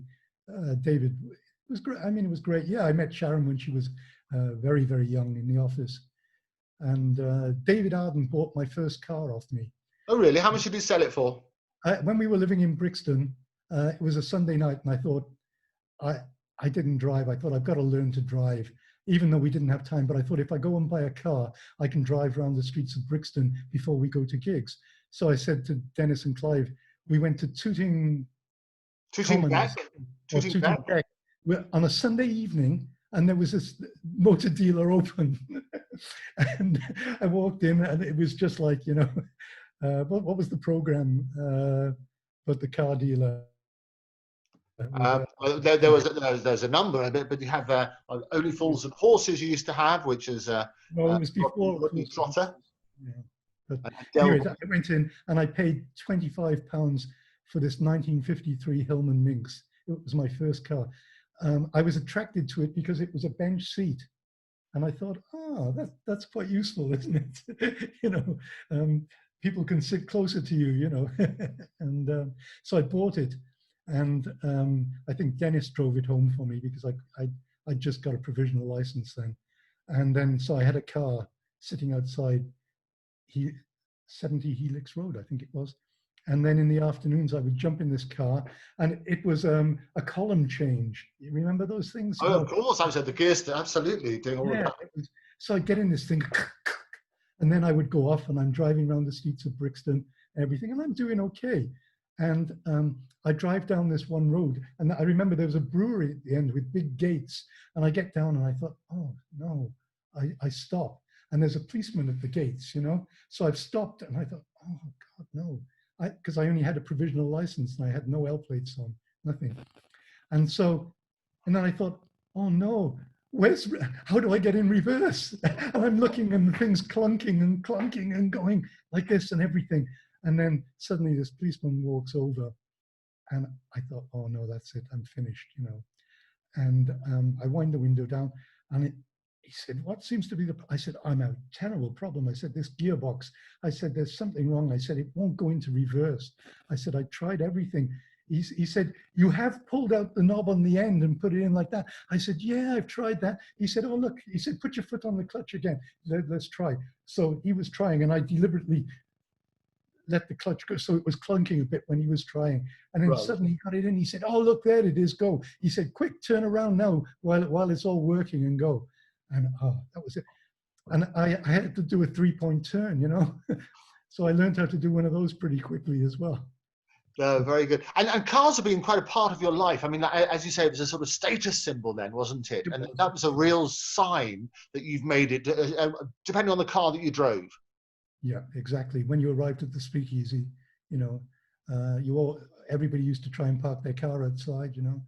And by the speakeasy days, I'd got a Sunbeam Tiger, which was, nobody actually knew really what it was then, but what it was a Sunbeam Alpine with a V8 engine, and it was absolutely lethal. This thing had so much low-end torque. Like I said, I could beat anything away from the lights by slipping the clutch and pulling away in second or third gear, you know. And but the people that knew their cars knew what it was, you know, used Yeah. to say, wow.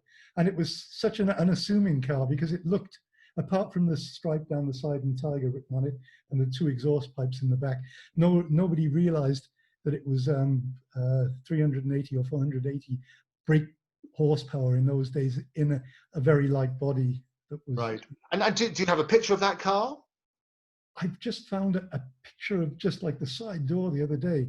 I mean, I didn't have I had a nice car, but I didn't have a camera in those days. Yeah, you said, and that's the extraordinary thing about today is that everything is documented. Every move that you make, whether you want it or not, is documented. But in those days, things just happened and have been lost other than in your memory.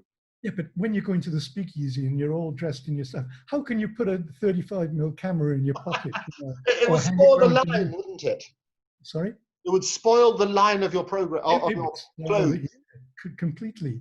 Although there's one place you could have put it actually, which would have helped.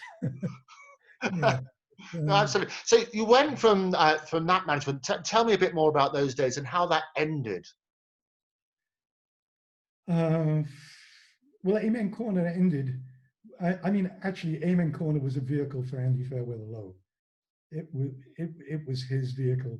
He was the driving force. He knew what he wanted to do, and he was quite ruthless in doing that.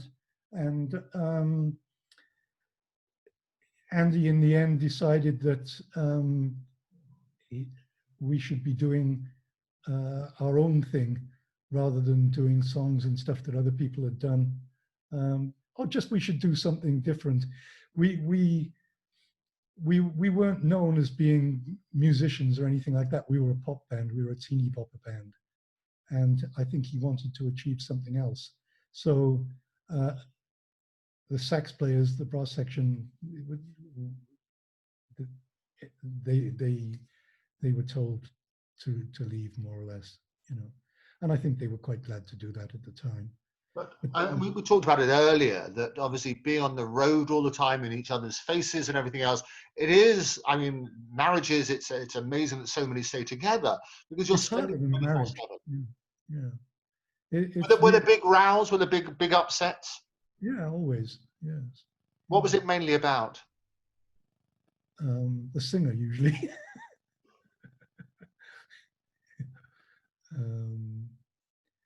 Yeah, I mean, that's the most bands, when you look at it, bands like that, like Rod Stewart, The Faces, you know, I mean, how many, there's not many that really stay together.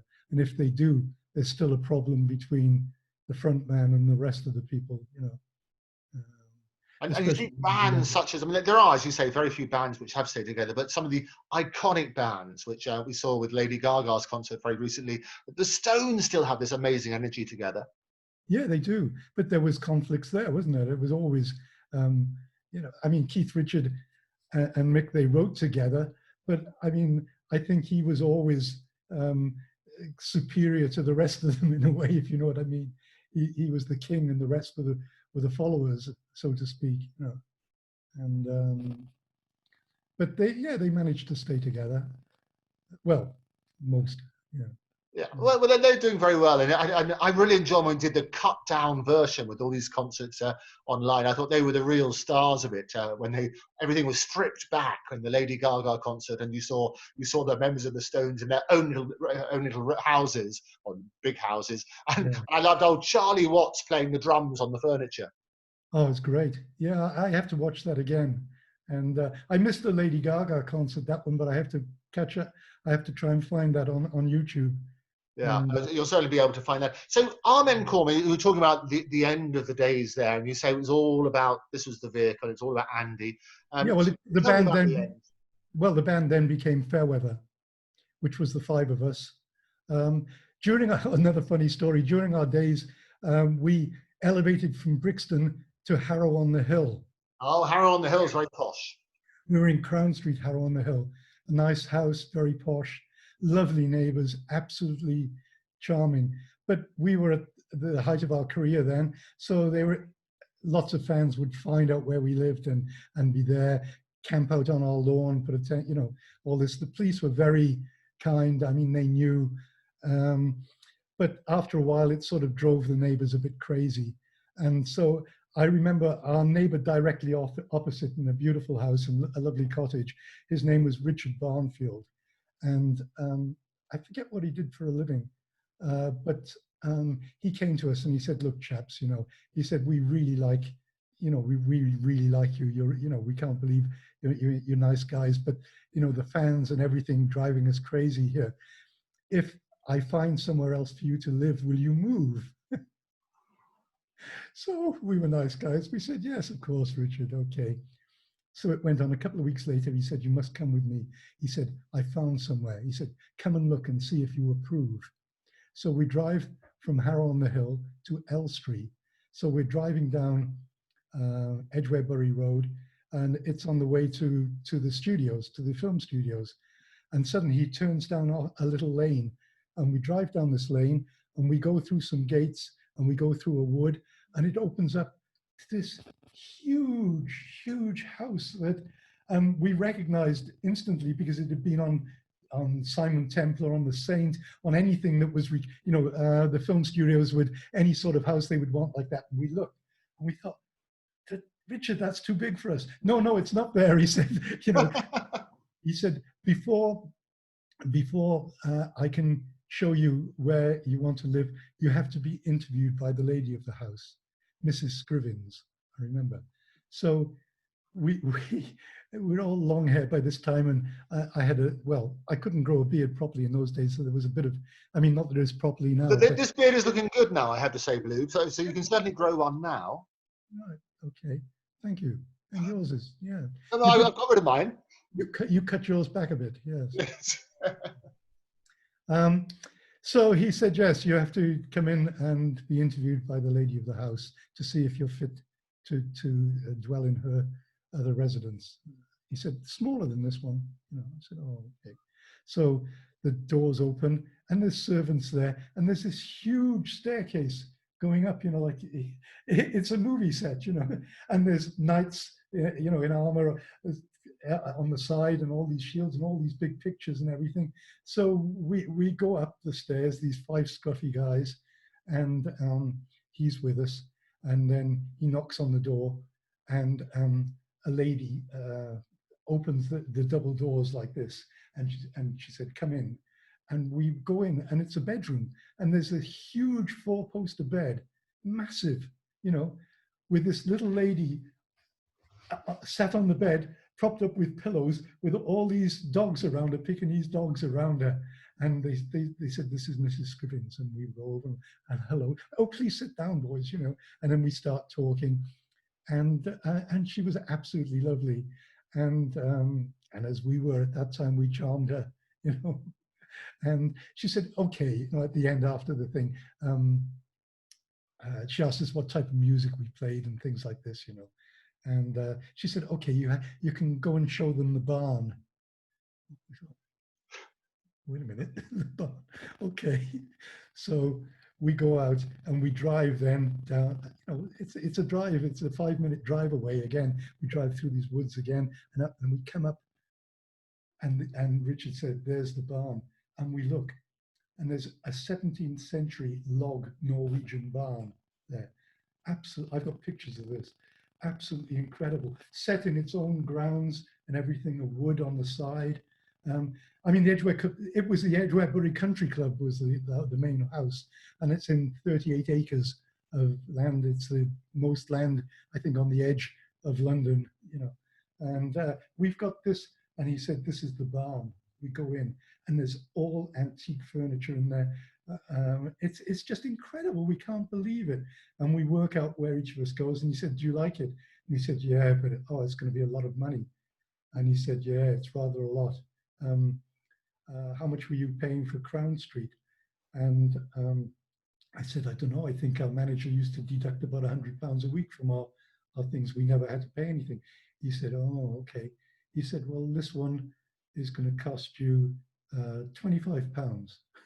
£25? We said, what? I mean, this was 1917 or the end of 69, actually the end of 69, I think. Right. And so £25, you know, but it wasn't, it was nothing. But it wasn't 100 quid, a quarter of the Oh, price.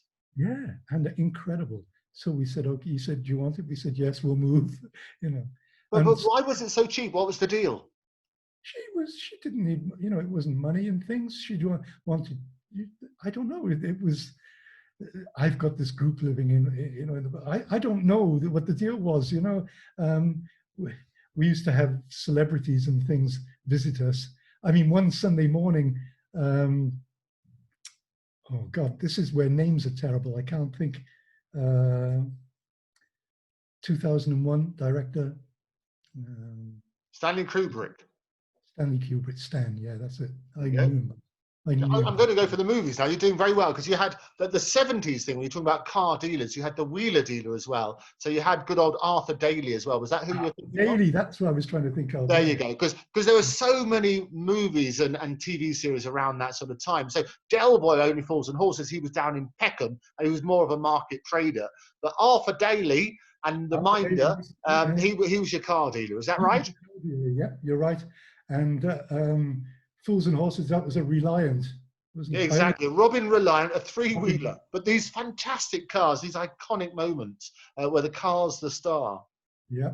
And so I've lost myself again. Now, where were we? I can tell you where you were. You were Stanley Kubrick, 2001 is where you were. 2001. One Sunday morning after a late gig, I'm lying in bed and I had one of the horse boxes on the side of the fireplace. That's what my bedroom had originally been. There were two of them. And there was one on one left side where Neil was, his girlfriend. There was me on the right-hand side, and a big fireplace, big log fireplace in the middle. And so I heard this noise. I sort of wake up, and Clive is saying, "Hey, look, this is Stan. He's one of our neighbours from across the way." Well, our closest neighbour, you know, was, you know, a mile away. And he said, "Yeah, this is Stan." So I wake up and I said, "Stan," he said, "Oh, hello, Blue, you know, nice to meet you," and everything. And I'm in bed, you know, shaking hands with this guy and everything, then goes out. And then, oh, hi, it's Siggy. We've got company. Hello. Hi, my wife. Oh, bring her in. Bring her in. Just come and say hello to her. Hello, how are you doing? Hi, Andrew. How lovely to see you. Yeah, nice to see you. Are you still working? No. No, we never were. We're just having a chat about how wonderful his wife is. So you timed it beautifully. Okay. Okay. Nice to see you. Really nice to see you. Take care. Yeah, so when I get up, I look out and I walk out and he's still there. And of course, it's Stanley Kubrick. He lived in the house next door. Yeah. He was looking, he said he'd always wondered about the barn, and he was looking just in case it would have been useful for a location at some point, you know. And, because he was down in St. Albans as well, wasn't he? I don't know. I only knew this was, well, I suppose we were on the way to St. Albans, weren't we? Yeah, I mean, he's very a famous resident of St. Albans, that sort of area. So yes, looking at the barn as well would make sense. Obviously, being so close to Elstree would be great. Yeah, but that's why he was there, I suppose, in a way. And yeah, so all those things happened in the barn. It was amazing. It was great. Our local policeman used to come with all our parking tickets, you know. And it was interesting. Breakfast. Bands at that age, bands at that time, effectively everything was taken care of. As you say, your house was paid for. Here's your food, your parking tickets. You didn't have to do anything. No, and it was amazing. I mean, I learned to drive by driving. After I got rid of the Hillman Minx, which David Arden bought, I bought it for £50. I sold £50. There you go. You remembered it was 50 quid. Yeah, okay. I learned. David had bought it off me, and but then I bought Austin Healey Sprite. I had a little sports car, and I used to drive around the country to gigs in this. But I kept records and pictures and everything around, and I think I was a pretty safe driver. I wasn't crazy. But I mean, I know it was wrong totally to do it, but I'd get stopped some nights on the motorway coming home on my own and everything. The police would pull me over, going a little fast there, sir, weren't you? And I'd wind on the window. Oh, look, yeah, I'm sorry. Yeah, I'm really sorry. They would see I would leave all pictures and records and things all over the car. Oh, long hair. Oh, you're in a band. Oh, Amen Corner. Oh, my daughter loves it. Oh, yeah, have some records. It worked every time. Wonderful stuff. So we were talking about, I mean, so you've got the barn. How long were you there for? How long did you stay? We were there for nearly 2 years, I think. Yeah. It's a long time. And you never thought, because looking back on it and the investment and the way that property's gone crazy, you never thought of buying a place. Well, I did. That's why I at the end, Fairweather was really good musically. We had a big brass section with all top players initially, and we did some gigs and we made records. We had a hit with Natural Sinner. We had a hit with Get Back, the Beatles, believe it or not. Don't know why we did that, but Natural Sinner was a big hit. And we were doing okay, but it was getting me down musically. I felt a little bit restrictive, and I wasn't getting on that well with Andy in a way. And I thought, if I'm going to do something, I have to do my own thing, or I have to get. Yeah. Why do you think you fell out with Andy? Well, I didn't actually really. Well, I suppose I did fall out with him in the end, especially when I told him I was leaving. I didn't get kicked out. I just said, that's it. I was the first one to leave. I said, I'm going. So I did a couple of gigs. They said, but okay, well, we have all these gigs. Can you do up to the end? So there. So not to travel with everybody else, I drove the gear wagon everywhere. I physically drove that just to be away from everybody else, to clear my head. And was it really that unbearable at that stage? I suppose to me it was. I think by then I thought, no, I don't want to be in a backing band, so to speak. I'm not developing musically in any way. And I thought, what can I do? I had a wife and child by this time as well. And like you said, why did I started thinking about, what am I doing? What am I doing with my money? I need to get some safeguard. So before I'd even left the band, Steve Ellis from Love Affair had just bought a flat, and he said, I found this place where we can get great mortgages. He said, why don't you get a mortgage and buy a house? And so he put me in touch with this person. I got a mortgage, which was a complete rip-off. I forget it was costing me so much in interest, but at least I had something. But I didn't have any money. I didn't have a deposit. I went to the bank manager, Marylebone High Street. All across the road was Harold Waterman, who was an accountant for all the stars. And he had lots of places, lots of people, and everybody had bank accounts in the bank across the road on the corner of Marylebone High Street, 5A Marylebone High Street. Well, we used to go there. And of course, in those days, it was physical, there were people behind a desk, the cashiers. We got to know all the cashiers because they were usually young girls, and we'd give records. And we could go in and see the bank manager when we wanted some money. We would sit down, he would pour us a drink. We would, it was incredible in those days, how you could really get on and talk face to face with somebody that you were trying to get money out of, And, I mean, it was a different time, wasn't it? Because in those days, the idea of service, you could go and you could develop a relationship with as you say, with the cashiers or any of the service people. You're missing a bit of that now, aren't you? It's become a bit faceless. It is totally faceless. But what was funny was he showed me the files, because it was all paper files in those days. He took me down, and I remember I took all of us down, and we looked. And in our files were all these pictures and autographs and things that the girls had put on the file. Every file had something on there, and everything. He said, look at this, he said, and he said, and I think some of the other files had as well. People like Alan Price was in, I remember, in the bank as well. But anyways, I went to him and I said, I want to buy a house. He said, best thing you can do. And he said, you want a mortgage? And I said, no, I've got a mortgage lined up. He said, well, why are you here? I said, I haven't got a deposit. I need £500.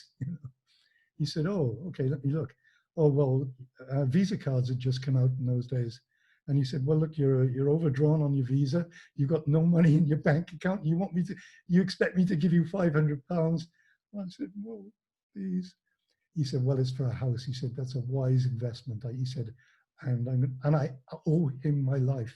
You know, imagine he put me exactly on the right track, and he gave me the money.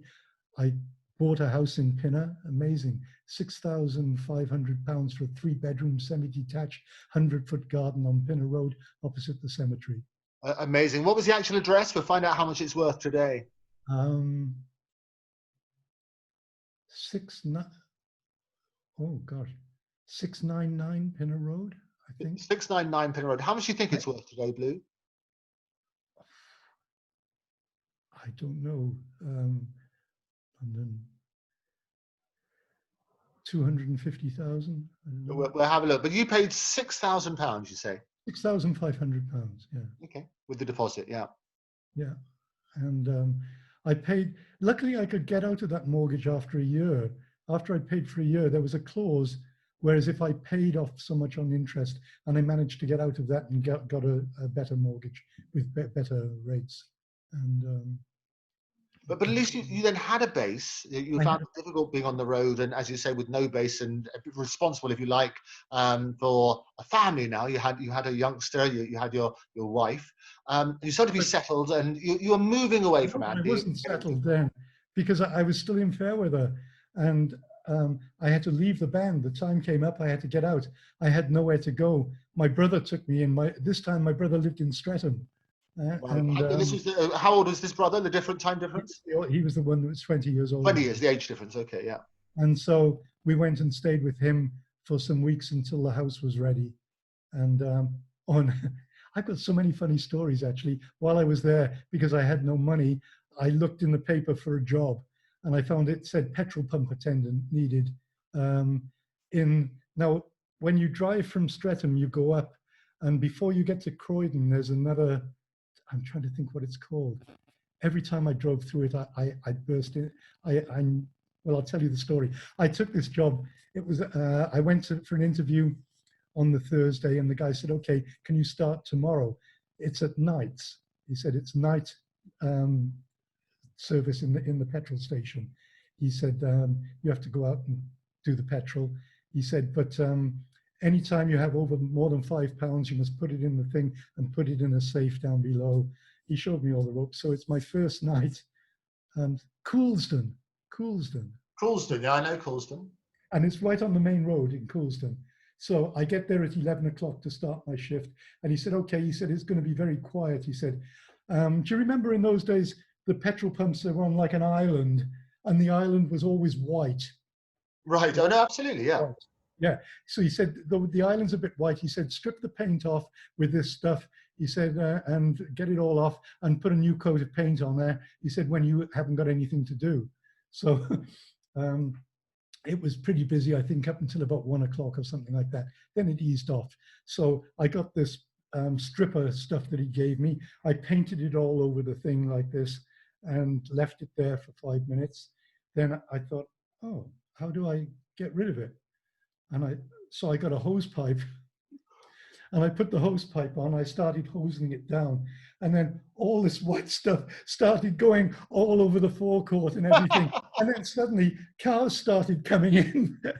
And so I put the hose pipe down. The cars were coming in. People were getting out of the cars, walking through into this white paint.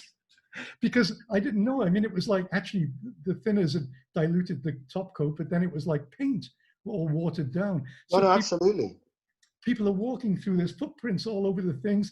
The cars, I got really busy. I don't know why. Maybe something had happened. The club had turned out, and all these cars were coming in and going out through this white. All down the road were white marks, both directions, all down the roads and everything. And I thought, oh no, my God. And I tried when it was quiet hosing down, which made it even worse. And that's it. I thought, oh my God, the guy came in at 8 o'clock in the morning and looked at me screaming like that. I said, oh, give me the money for the night, you know. And that was it. My job was finished. But you know, that white paint was in the road. I don't know, so long afterwards. For several years, probably. Yeah, I think it was actually. It was incredible, but So you're a yeah, petrol pump attendant, so you're getting extra money that way. So you I took a washed little bit of a dishes. break from music. Is that right?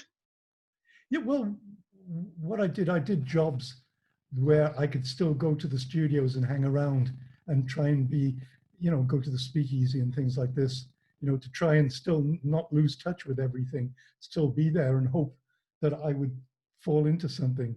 Well, after by this time I'd moved into the house as well, so I'm going to the speakeasy every night, and the manager of the speakeasy was a lovely guy. I got to know everybody there, and I was just hoping that one day that something would happen. At any rate, he phoned me and he said, "Look, there's a band." He said they're looking for a keyboard player, and I said, well, "What band is that?" He said, "The Straubs," and I hadn't really heard of Straubs. I mean, Straubs were a sort of folk band that turned into a folk rock band. He said their keyboard player, Rick Wakeman, has just left or is leaving them and joining Yes. And they need a new keyboard player. So, and I thought, oh no, the Straubs. No, I got confused with the name. There was a band around at the time called the Fugs. Did you ever hear Right. of it? That used to do all sorts of disgusting things on stage. And so I went back and I sort of looked up old books, the Fugs and everything, and I saw, oh no, I can't join this band. There's nothing, there's nothing there. So I went back down to the speakeasy and I said to Roy, I can't join that band. I said, they're terrible. He said, no, he said, they need a keyboard player. I said, but they haven't got a keyboard. He said, yeah, they have. Rick Wakeman just left. So then I went back and I looked up Straubs and I saw Rick Wakeman and I saw what a great keyboard player he was. So I went back and I said, no, there's no way I can fill his shoes. I've been a pop musician, there's nothing I can do. And he said, but you're broke, you need a band, you need something. And he went on to me for weeks. And in the end, he sent a taxi to pick me up and take me to the audition. And I went into Straubs and met the guys. And we sat in Dave Cousins' house and we were talking. And he said, oh, let's go, do you drink beer? I said, yeah. He said, okay, we'll go to the pub across the road. So we went to the pub across the road, the White Hart in Hounslow, where he played as Straubs. I met all the guys. And so we had a few, well, they used to drink quite a lot of pints. Right. And what was interesting, I mean, the And Fugs was so we, an American band, wasn't it? And I think they had a Weaver, I think was one of their drummers, wasn't he? no, that was Hud, John Hudson. Oh, John Hudson. What were they called? The Fugs, Fugs? Oh no, this was the Straubs. Oh, no, but you said you thought you were a bit confused beforehand because you thought they were Yeah, the I was a Fugs. bit confused. I thought the Straubs were the Fugs. Exactly. Well, the Fugs, as I say, is an American band, and coincidentally, they had a Weaver on the drums. Really? Yeah. Gosh, I didn't get as far as looking at their names after I'd heard what they did on stage. It was formed by, I can tell you, it was formed by Ed Sanders in 1964, and they had a Ken Weaver on drums. So you could have been Ken and Blue Weaver. They could have both. It could have been a brilliant, brilliant relationship. The Weavers, yeah. With the Weavers, going back to your insects, you see, there's a pattern here, Blue. Yeah, but my second brother, my next brother was Ken. His name was Ken. Perfect, you see? Yeah. So it could have been the Fugs. It could have, but it wasn't. It wasn't. I could have been in the Fugs. It could have been history, couldn't it? But, no, absolutely, a history of the making. But it wasn't. It was the Straubs. So what happened then? You said I went for my audition. Was in Dave's house, which started off in the pub, and so I think it was 10:30. It was time to leave. And they said, do you like curry? And I said, yeah. So we went for a curry. So I'd had a beer and a curry. And then I said, oh, okay, we're starting next week. And then somebody said, but we haven't heard him play. So we went back to Dave's house and there was an old piano in the front room. And I think I played, Dave Brubeck, It's a Raggy Waltz or something. I don't know, something stupid. I think I was pretty drunk by then and curried out. And I played and they said, okay, rehearsals start next week. And that was my entry into Straubs. Dave still tells that story on stage, actually. How did Blue join? Oh, it was a pint of curry and then Dave Brubeck's Raggy Waltz. oh, fantastic. And where was the curry? around the corner from where the pub was in Hounslow. Yeah, it was all walking distance from Dave's house. And in that sort of age, I think you could get an Indian meal, and that's one of the things that hit the high streets first. we grew up on them in Cardiff. That Indian and Chinese, because when we played at night, the only places that were open after we'd finished playing were Indian and Chinese restaurants. And it's certainly true, because nowadays we get every possible nationality. I mean, in London, I think you can be welcomed by somebody from every country in the world. When we had the Olympics over here in 2012, that's the one thing we said, is that every country that could come and visit us here in London, the greatest city in the world, what would happen is we could get somebody who could greet them from their own country. So nowadays it's very, very different. But we remember in those days, in the 60s, 70s, even in the 80s, the biggest things were Chinese and Indian restaurants. Yes, yeah, completely. And in those days, the Indian restaurants, I think the majority of them were from Pakistan as well. And you used to have the red flocked wallpaper. Exactly. Great. What was your favorite dish? Do you remember? Oh, chicken curry off the bone, I think. Yeah. Or chicken madras. You and I have had a few curries. We've got a few more to come, so it's got to be good. So tell me a bit about the Strawbs, and tell me about your time in the Strawbs. Well, when I joined the Strawbs, it was a whole new world for me. I loved the music, and it was totally different than anything I'd done before. And but I was really worried because I had to fill Rick Wakeman's shoes, and he took a size 15, you know. And also, they gave me stilts and a cloak and a blonde wig, you know. For real? That was my vision of my first gig with them. Saying, but excuse me, can you put these on, please? You know? No, that would have been a brilliant gag. Yeah, it would have been actually. Yeah. Very good. We tell the story like that. But so I thought, well, what can I do musically? And then it just sort of evolved. I couldn't play like Rick Wakeman. I didn't try to do anything like that. So I sort of created soundscapes. I used the mellotron a lot. And Dave and all the writing in the band was really good at that time. And we were with A&M. And we did a concept album called Grave New World. And it was a monster. I mean, Strawbs just took off. Maybe we had a sort of minor hit with a song called Benedictus. But that wasn't the thing. We used to play a lot of universities and things in those days because Dave could talk to the audience and stuff as well as play. He was absolutely brilliant. He played so many different stringed instruments, banjos. Well, the Strawbs actually started off as the Strawberry Hill Boys, playing in a pub in Strawberry Hill in Twickenham, and they played bluegrass, just Dave and Tony Hooper. And then they got a bass player in, and then they progressed, and they got sort of Sandy Denny in, and the writing got a lot more folky and a lot more storytelling. I mean, Dave Cousins is one of Britain's most underrated songwriters. Every one of his songs, which are thousands and thousands, tells a story. It's incredible. He's a poet, he as well as a lyricist. They're incredible. I mean, it's amazing. And musically are different as well. So Strawbs suddenly became a hit, you know, they think. But unfortunately, all my stories, like I'm telling you now, sort of the band heard. And so they decided, you know, Dave wanted to become David Bowie, I think. You know, he started putting the makeup on, and the whole folk thing started going into this other direction. It was amazing. And again, it's always difficult, isn't it? Because band members will have different visions as to where they want to go creatively. And that causes conflict as well, doesn't it?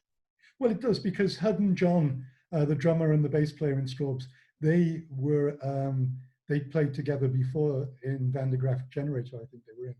And they were sort of team. They wrote together even when they were in Strawbs, and sung and played together. You know, within the band, they would do solo spots. So but they were more sort of pop orientated as well, a little more than Dave, you know. So there was a slight conflict always there. And but the thing was that they were such good songwriters, all of them. And then one day, Hud and John came. It was at the time of the miners' strikes, and they said, "We've written this song. Take a listen." and they started playing "You Can't Get Me, I'm Part of the Union," you know, and we heard it in the way they did it, the two voices together and guitar and drums. We envisaged, we said, this is a monster, it's a #1, you know, we've got to record it. So we recorded it as Straubs, and it was #1 because we hit on it just at the right time. It was a statement for the era, wasn't it? And it's also going back to the one about when you can bang and get the audience together. It was one of those songs, wasn't it? You Can't Get Me. You know, it was one of those things. But what was so clever was the lyric. Till this day, nobody knows whether it was for or against the unions. You listen to the lyric. So what was it? So this is a revelation for everybody. This is a first. What was it? It was for and against the unions. Forever the Diplomat, Blue. It was whatever you wanted it to be. And was that deliberate then? I think it was with Ed and John. Yeah, I think they made it. What's the word? Ambiguous? Is it? I don't know. No, ambiguous is definitely the word. So deliberately so. That's interesting because I always would have thought that they did it that way, you know, because we milked the media dry. 1 minute we'd be on the steps of the Labour Party with who was in power at that time, not in power, but leader. I've forgotten. And the next minute, with our next interview, would be on the Conservatives. So we got everybody involved because they wanted to believe it. The Labour Party thought it was for the unions. The Conservatives believed it was against the unions. Northern Ireland was a problem. Well, absolutely. No, but it's got to be for the union. I thought, now I'm a union, a man, amazed at what I am. I say what I think, that the company stinks. Yes, I'm a union man. Now that's got to be for the union. Nobody can say it's against them. What's the next verse? I forgot. Oh, the next one. Let's have a look. Yes, I'm a union man. When we meet in the local hall, I'll be voting with them all. With a hell of a shout, it's out, brothers, out. And the rise of the factories fall. Yeah, but if you think about it, it can be.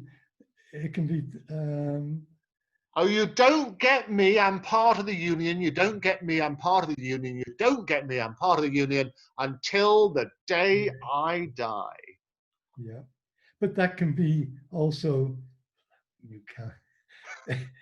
It can be taken the other way as well, which it was, you know. Okay, so ambiguous. So they're deliberately playing the media in that way, which I always like. And if you saw the way that we dressed up and did it on top of the pops, there was no way it was for the union. Oh, it's iconic. I love it. It's great stuff. Yeah. So back to the happy days. You had that little dip when you were a petrol pump attendant. You're now back in a fantastic band. You're enjoying all that success again. What happened? Band splits up. And why was that? Singer, drummer and bass player, most probably, and all of us.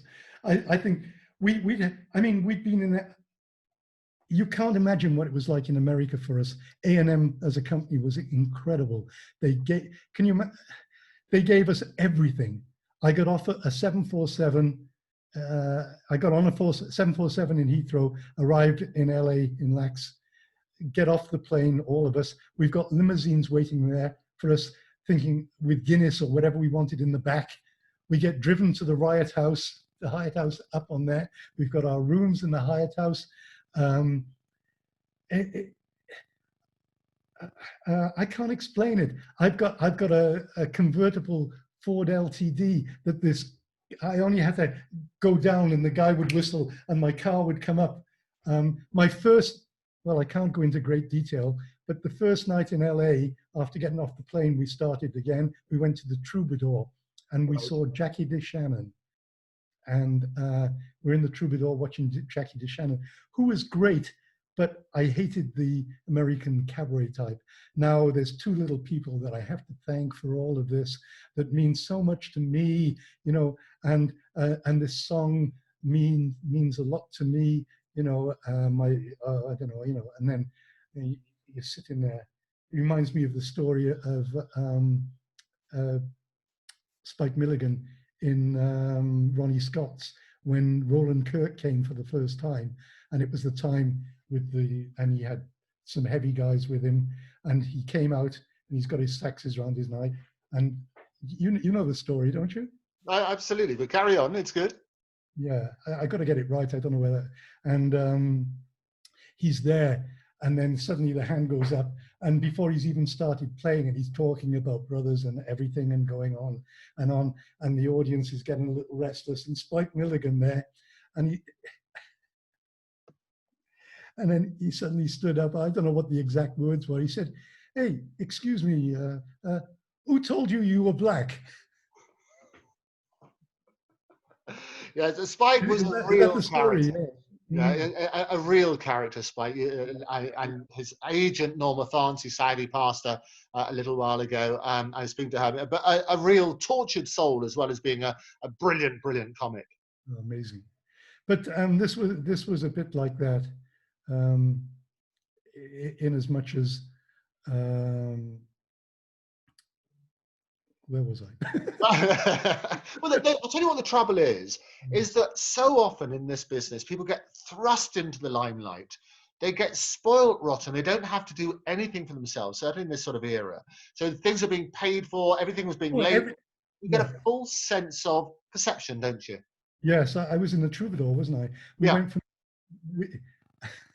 Um, oh, okay.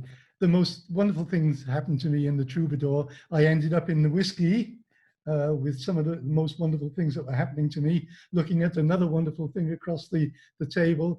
And I met Tim Rose, and Tim Rose was there with, and he was looking at the young lady that was accompanying me, and I was looking at the young lady that was accompanying him. And the next night, we were on the same table in a different configuration. Do you want to tell us about that configuration?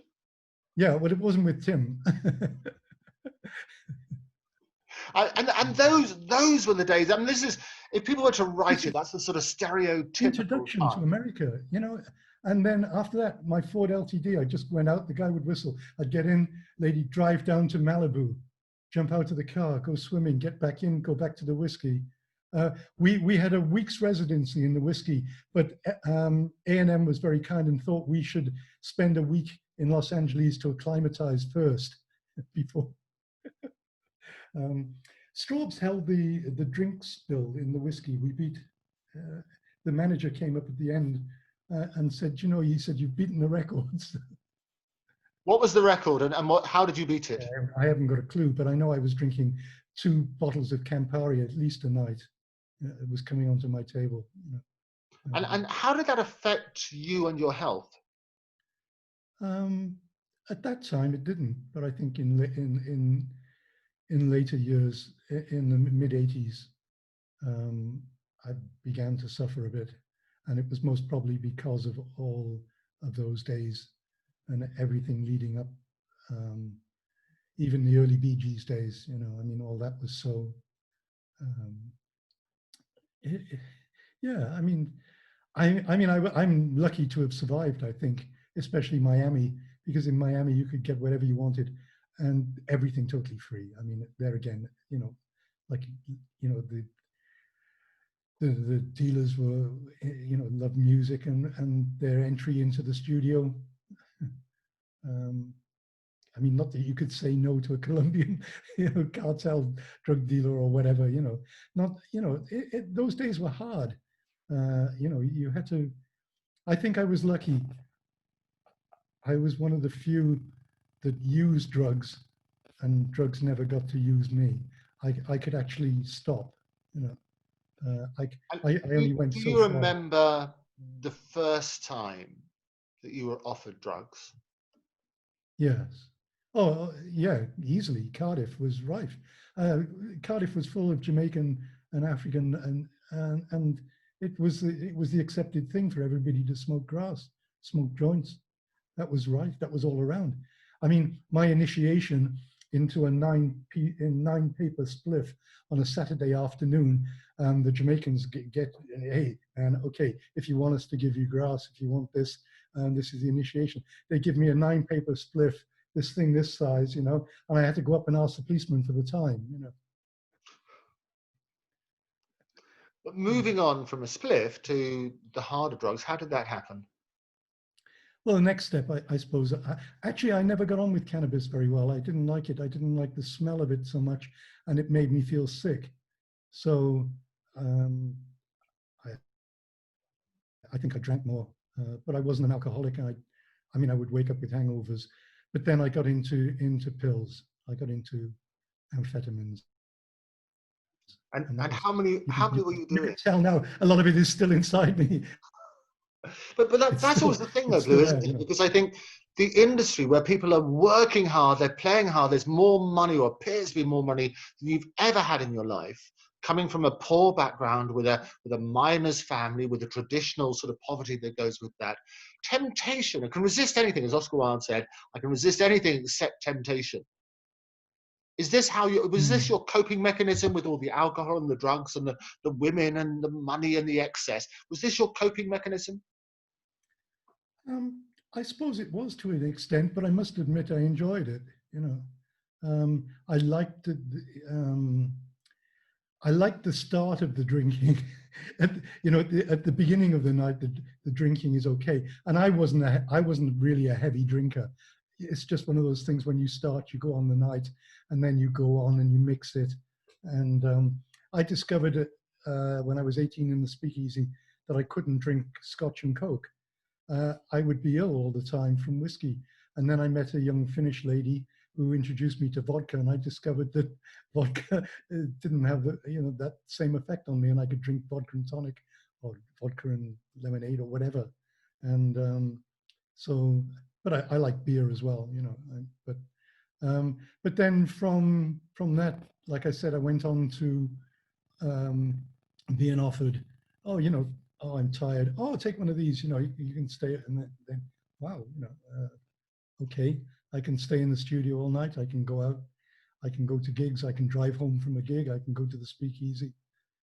Um, I drove from Edinburgh. I drove to Edinburgh, did a gig, and drove from Edinburgh and got back in time for the last drink in the speakeasy in my Sunbeam Tiger.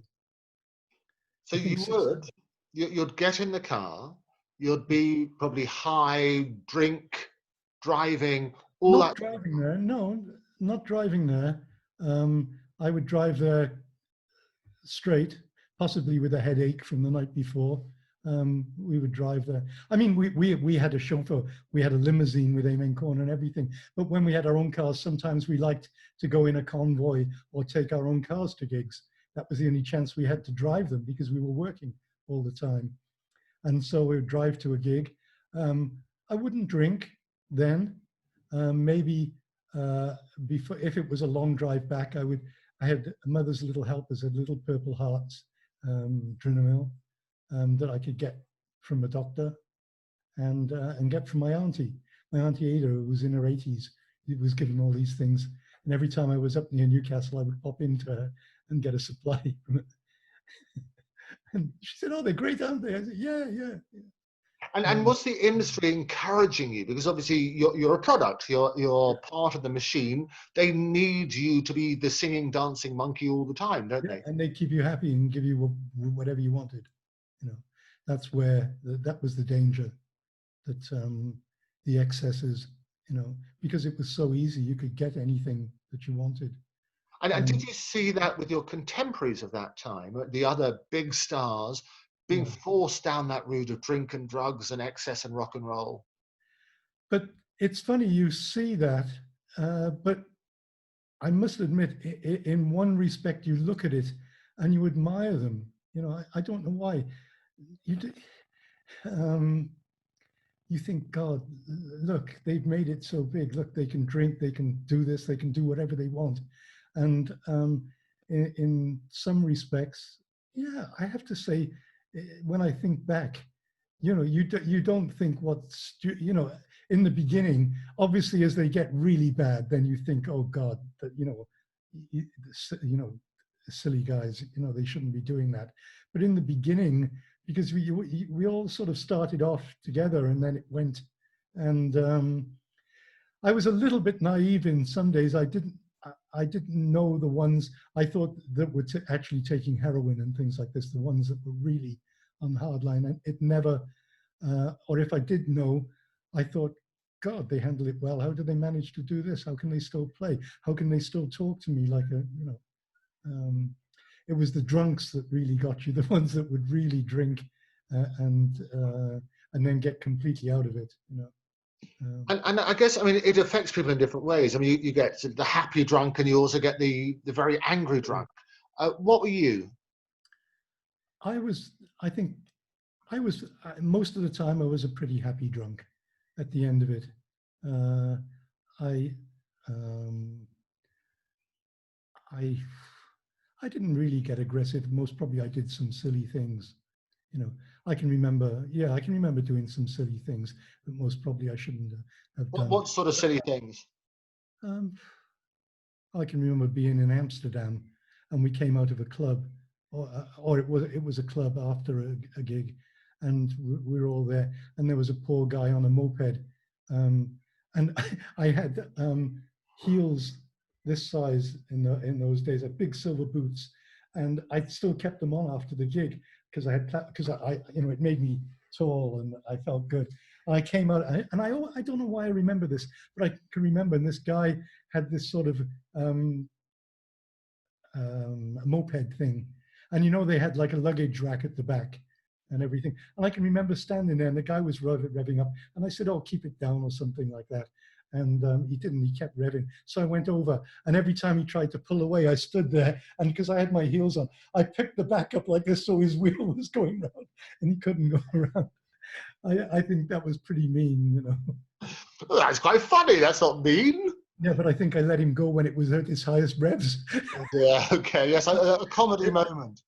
I think that was, yeah, I remember that. And it was one thing that sticks in my mind, and thinking, God, how silly was I then? Why did I do that? And were there any regrets about that time? Yes. I mean, my regrets about those times are not, in some ways, enjoying it too much and not progressing musically like I could have done. You know, I would do what was needed, what was necessary, and enjoyed. And it was great in the studio experimenting, especially with strobes, because I was given a free rein then, and that was really good. I really, like I said, I realized I could never be a Rick Wakeman, but I thought I can give strobes a certain sound and I can help. And I think in that period I did. After that, they had more great keyboard players, really I was never technically brilliant, you know. I think I had a pretty good ear. I could hear a song and find out what would fit, what that song needed. More of a producer, if you like, than a player. And I would never think about doing a solo. I would never think about what I could do. I would always think about what would fit with the song. And I think that worked well with the Bee Gees as well, because I wasn't an individualist. And so that worked with strobes. And the funny thing about it was that after Rick left Yes, I got a call from John Anderson to go from the house. So you've been following Rick ever since, yes? Yeah, well, I went to John's and I knew what was happening. And the first thing I said to John is, there's no way, you know, that I can follow Rick again. And I said, and I can't play that type of music. I said, I like listening to it. I said, but you've got the wrong guy. I said, you're looking for somebody that's big, that can step into Rick's shoes and take over from there and lift Yes to another dimension again. And I said, I'm not that person. I was turning down millions, you know. I was broke at the time. Strobes had finished, you know, and have you ever discussed this directly with Rick? Yeah, I taught Rick's a good friend, you know, and yeah, and I've always admired Rick's playing. I think I suppose I'm jealous in a way. I wish I could do technically what he can do. A lot of keyboard players can do, but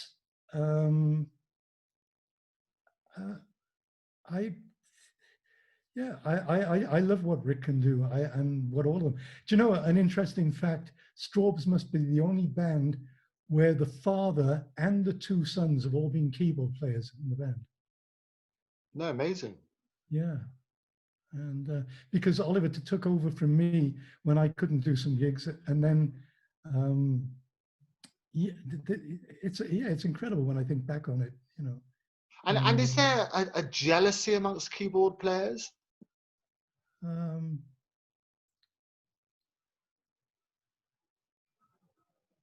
yeah, I suppose I get jealous. Like I said, there's certain things I wish I could, you know, I wish I'd played on Life from Mars and Space Oddity, you know.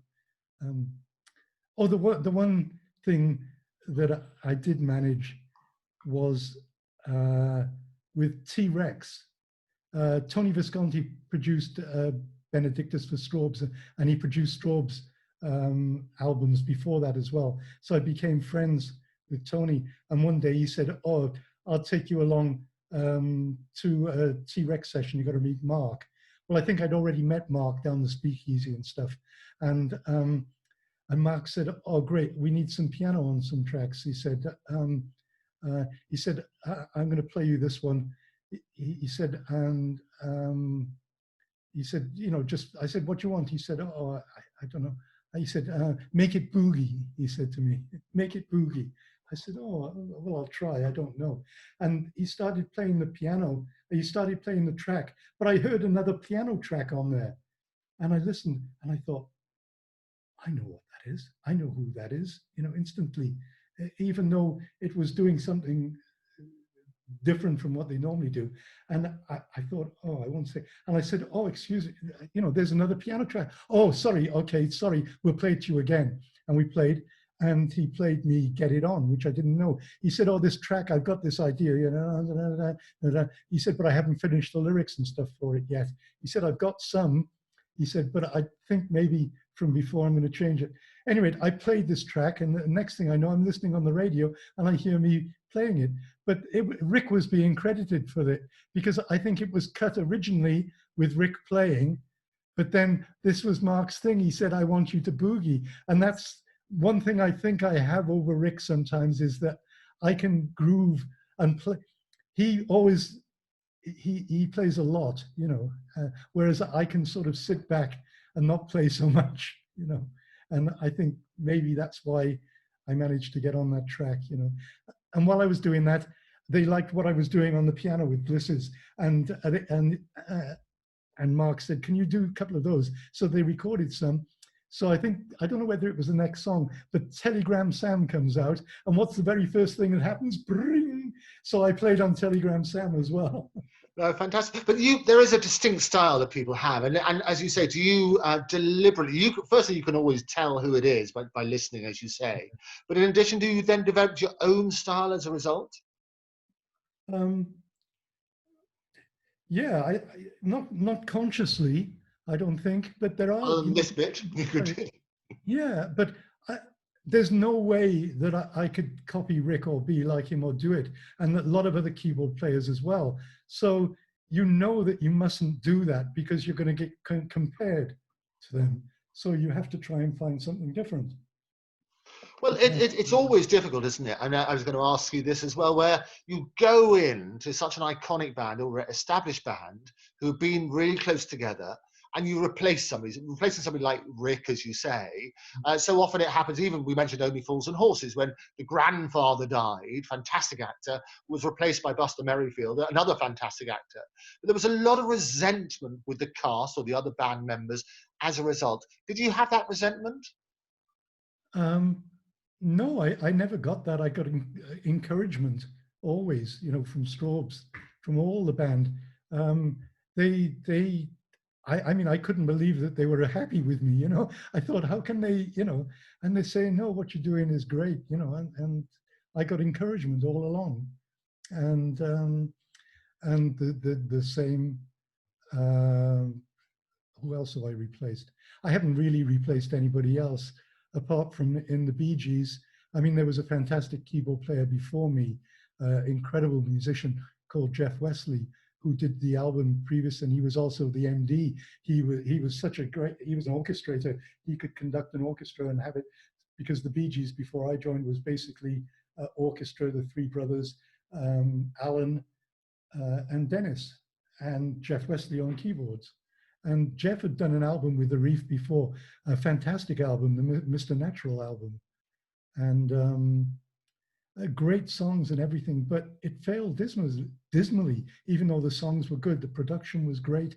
There was just something that wasn't there. So when I joined the Bee Gees, I'd listened to what had been done there, and I thought, yeah, my brief was to get something different happening with the Bee Gees, you know, from Stigwood. They need talk to me about that stage then. You finished with the Strawbs. It was quite painful and acrimonious. What happened after that? What happened after that was I was back with no money again. I was taxi driving. I was minicab driving. I was living at this house in Pinner. On the railway station at Pinner, there was a taxi, little hut with taxis. And they had cars I could use, their car, no radios. You would just be given a job, go out, pick the person up, take him there. And that kept me going financially. The money wasn't very good. But I was doing that, and it meant I could say, oh, well, I'm not coming in tomorrow afternoon. And I could go to a studio, hang around for a bit, or I could work days, or I could work nights if I wanted to there. And another funny story there, we get a call from outside of Pinner one day, and I go, and I ring on the door. It shuts down. Okay, be there in a minute. So I get inside the car. I'm there with the engine running. The door opens. I sort of look in my mirror. The door opens. I said, where do you want to go? I want to go to Heathrow or something, he said, and everything. So I'm driving along like this, and I look in my mirror. I thought, oh no. It's Muff Winwood, who's head of CBS at this time. Absolutely. I'd met before, and I'm there, so I've got my head down. And he's saying, and he's asking me questions, this, and then he said, hey, yeah, my God, Blue, what the hell are you doing? He said, he recognized me, yeah. And that story, we were on a plane actually a couple of years later, and I'm walking down the aisle, and we were all heading for a gig, and Muff was on there, and he said, oh, here's my taxi driver coming. And I think, maybe I was with the Bee Gees then, actually, or something, yeah. But it is one of those industries where you bump into the same characters all of the time. But tell me about your first introduction then, your first introduction to the Bee Gees. Oh,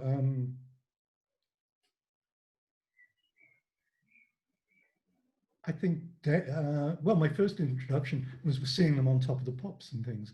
Never got to speak to them, but I mean... Were you ever on the same bill as them? Yeah, I think we were actually, but I think we must have been, you know, during Amen Corner days. And I never got to know them. I used to see Morris down the Speakeasy, but I mean, I never approached and never spoke to him or anything. And yeah, I think that I was aware of them then. And then after Fairweather and everything had split up, I think it was at the time, oh, well, there's another story. I joined Mott the Hoople for their American tour. And I wasn't actually in the band. I was a guest, you know, I was asked. I was in Air Studios hanging around, looking for a gig, standing by the hot chocolate machine drinking, and suddenly Morgan comes in, who was the keyboard player in the Love Affair, and obviously the Love Affair, Marmalade, The Herd, and Amen Corner, we were all at that period all doing the same gigs together. And in fact, we had to share gear because we used to do doubles in Birmingham and things, you know, where we would share gear. Then we could do 2 gigs in one night, 3 gigs actually in around there as well. So we all got to know each other. And, well, what you doing? I said, oh, nothing. Oh, he said, you're not playing or anything at the moment. I said, no. He said, hold on a minute. And he went off, and then he came back with this guy with a mop of black curly hair and dark glasses. And I thought, oh, it's Ian Hunter, Mott the Hoople. And I said, Morg, what are you doing? He said, oh, well, I'm playing with Mott the Hoople now. This is Ian. And Morg said, look, this guy can play organ, you know. And Ian said, oh, what? Yeah. He said, do you want to come to America? He said, we're going in a couple of weeks. I said, he said, oh, we'll get paid, I'll get our manager to get in touch with you. And I said, yeah, okay. And then during the rehearsals, I had a couple of days rehearsals, and and the guy walked in, and I thought, I know that, and he walked out again, and he said, oh, that was one of the guys from our support band. And I said, what support band? Yeah, he said, yeah, we're taking around. We're taking this young band, Queen, with us to America. They just did a gig with us in Hammersmith, and they liked it, so they're coming over to America with us. So that was And Freddie was in Queen at that stage? Oh yes, very much.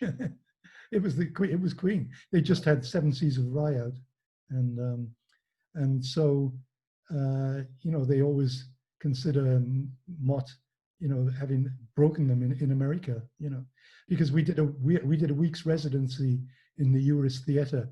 We were the first rock band allowed to play in a Broadway theatre, and Queen was there. And of course, in New York, you can imagine Freddie. I mean, that was the making of everybody. It was incredible. They had because you see in the movie about the band. I mean, they were Queen by that stage, as you say, by the time you met them. But there wasn't mention. Yeah. Bohemian Rhapsody, as you say, never let the truth stand in the way of a good story. They sometimes say. But Bohemian Rhapsody, I mean, Freddie joined the band after Brian had set it up, when their lead singer left. But by the stage that they were your support at, they were already Queen, and Freddie was in it. Yes. They hadn't written Bohemian Rhapsody at that time. Oh no! Bohemian Rhapsody was much later. But in terms of that, then, so another to Rich's story, hasn't it, with you?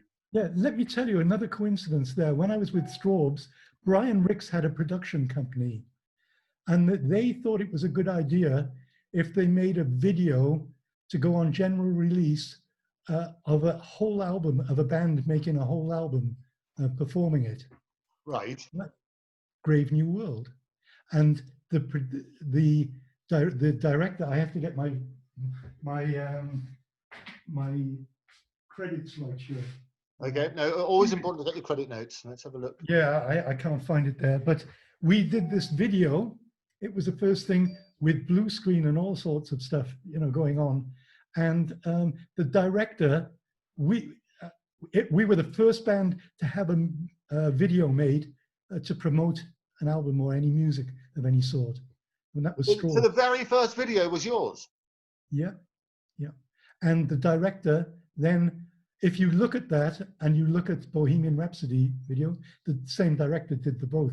And he learned, he'd taken all the elements that he'd found when he did the Straubs thing and put it into Bohemian Rhapsody. Oh, incredible. And that was a sort of defining music defining time in music, when people started to do these big budget videos to go with records. Yeah, well, we were the first ones to go. It went on general release, and it went out as a B movie in the cinemas as well. And which song was that too? It was the whole album they did, called Grave New World. Yeah.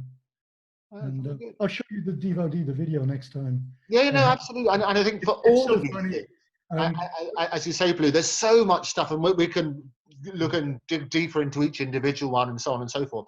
But let me just take you back, as you say, we were looking at your first introduction to the Bee Gees. You saw Morris in the Speakeasies and so on and so forth. When did you first get the call? You were rags to riches, you were in and out of bands, you split up with this, then drunk, and, drugs and alcohol and all sorts of problems. You were at the moment, you were at your lowest, if you like. You're back on the petrol forecourt, looking for your next gig. You've got the odd job here and there. When did you first get involved with the Bee Gees, and how did that come about? Well, actually, after the petrol court thing and everything, I joined. That's when I went with Mott the Hoople. Then they saved me. they took me on the road and got me back. And then while I was with Mott the Hoople, I kept getting calls from Dennis, who was the drummer with the Bee Gees at that point. And this is when they'd just done the Mr. Natural album, and it had failed miserably. And Stiggy, Robert was about to actually give up on the Bee Gees, I've been told, almost. It had got to the stage where it had gone, it was costing so much money keeping, because you imagine an orchestra and everything, as well, and it was difficult. Well, they hadn't had a hit.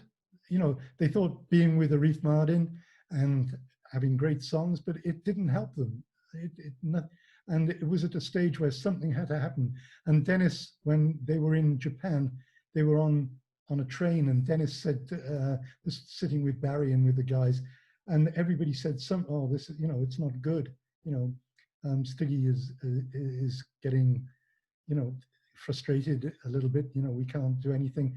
And Dennis said, "Oh, yeah, you know, something needs to happen. You know, I don't know how it came about, but they agreed that they should get rid of the orchestra." And he said, "Look, you know, Morris, you play bass. Let's get a unit together. Let's get a real band together." So there was Alan on guitar, there was Dennis on drums, Morris on bass, and they said, "But we need then somebody to play keyboards." And Dennis immediately said, "Oh, I know. There's Blue." He said, "We've grown up together. We've been in bands together. We work great together. He'll be perfect for you. Let's get him." So Barry said to Dennis, "Get him on the phone, you know, phone up." So I was with Mott the Hoople doing my my bit there and enjoying my rock and roll days with my hair down and everything. So I kept saying no to Dennis, you know, "Oh, Bee Gees, no, I don't want to be doing ballads and stuff again, you know." So Dennis kept on, and he said, "Look, you know, it's not ballads they need to be doing anymore. We need to change direction." He said, "Just come over to the Isle of Man and meet the guys." So that was round about July. So I think I went over to the Isle of Man in September for the weekend. I arrived on a Friday Which year was night, it? September? 1974. Right. I think it was about September. Anyway, it was warm, so maybe it was a bit earlier. I'm not sure, but somewhere around about that time. And so I went over and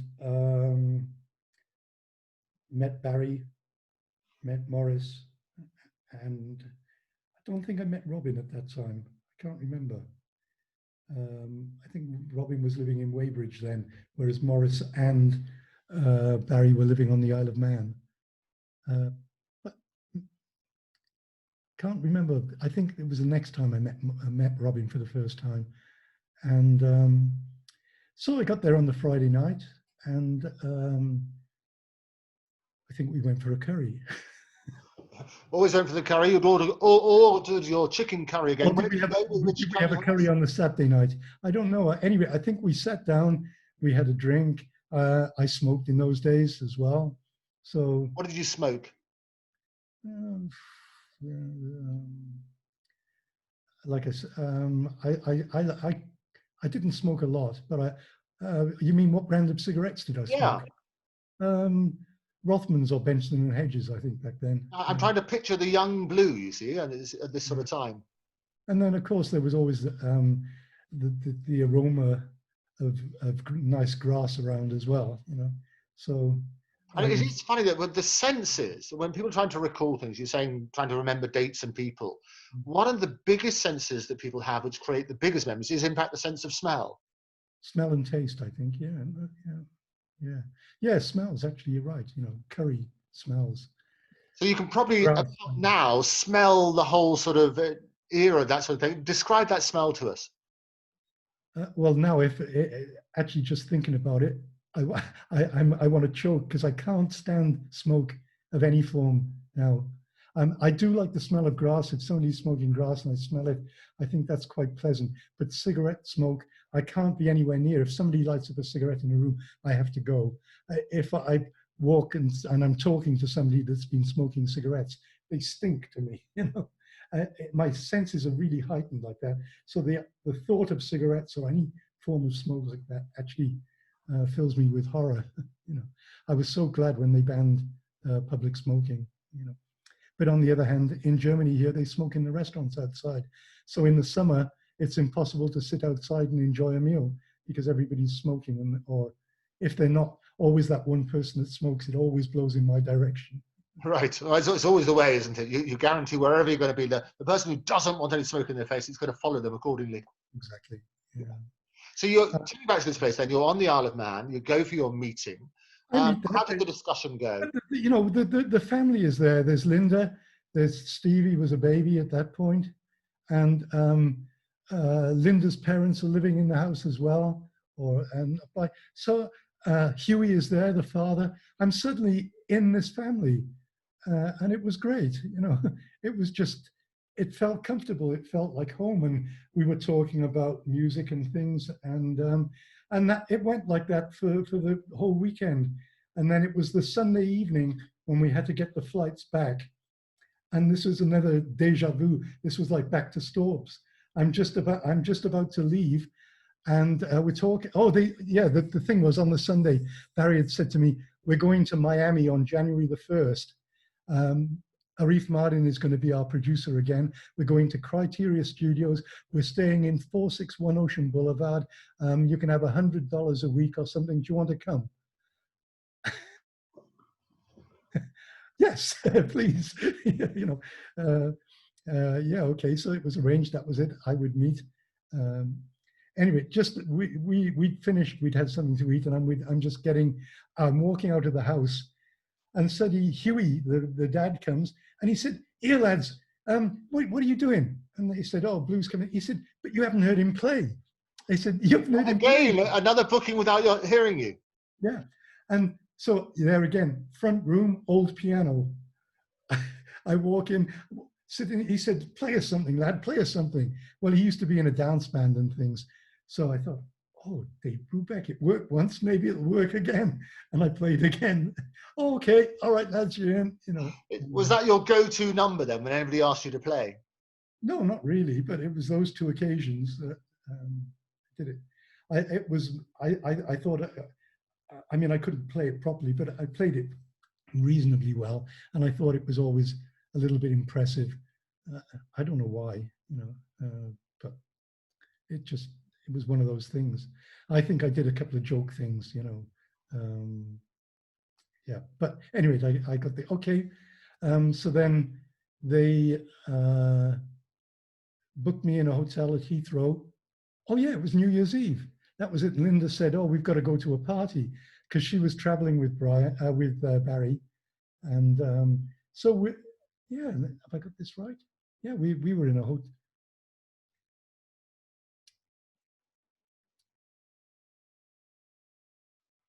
Oh, yeah, I'm pretty sure. God, my brain. Well, one time it was either 1975 or 1976, where, Right. but we left from Heathrow, and I stayed in a hotel overnight. We had a meal and we had some drinks. Got up the next day, got on the plane, and flew straight to Miami. And so straight away, it was a very short process from your initial "let's go and meet and see if we get on" to actually being on the road with them. Well, being in the studio, not on the road. Yeah. I mean, we were put into, well, first of all, we were put into 461 Ocean Boulevard, which was great because Eric stood by the tree. We all had the photographs standing by the tree like Eric, you know, doing the pose. I've still got those. And Oh, they had to bring those out later. I've got the original Polaroid. And anyway, so we're there. So I can remember the dining table was sort of round with like a chandelier in it. And the guys start writing, and the first song they come up with is a ballad, you know, and it was called "Was It All in Vain?" I've actually got a copy of it as well. It's the only one that exists, and it was in vain. It's the only one that exists. Yeah, I believe so. Yeah. Anyway, we sat around this thing, and the first line was Barry came up with a lyric, or somebody came up with a lyric, because on the China. "When I gaze into my chandelier," yes, that's the opening line of the song. "When I gaze into my chandelier," which quickly changed as I picked up my can of beer. When I gaze into my can of beer." Glorious. And so we did that, and I've got a demo of us doing that. Was It All in Vain? And the harmonies. It's just, I put a cassette player up with a microphone, stood around the piano, Dennis is on drums, Al on guitar, and the guys just sang around the thing, and it's absolutely wonderful. It's amazing. And then, so we did that, and then I think another ballad came along, but we were getting to know each other and the writing and things, and so into the studio, first of all, what happened? We're trying out some of the ballads, and And then I suddenly got reminded that, hey, this is not what we should be doing. We're looking for a new direction. And I'm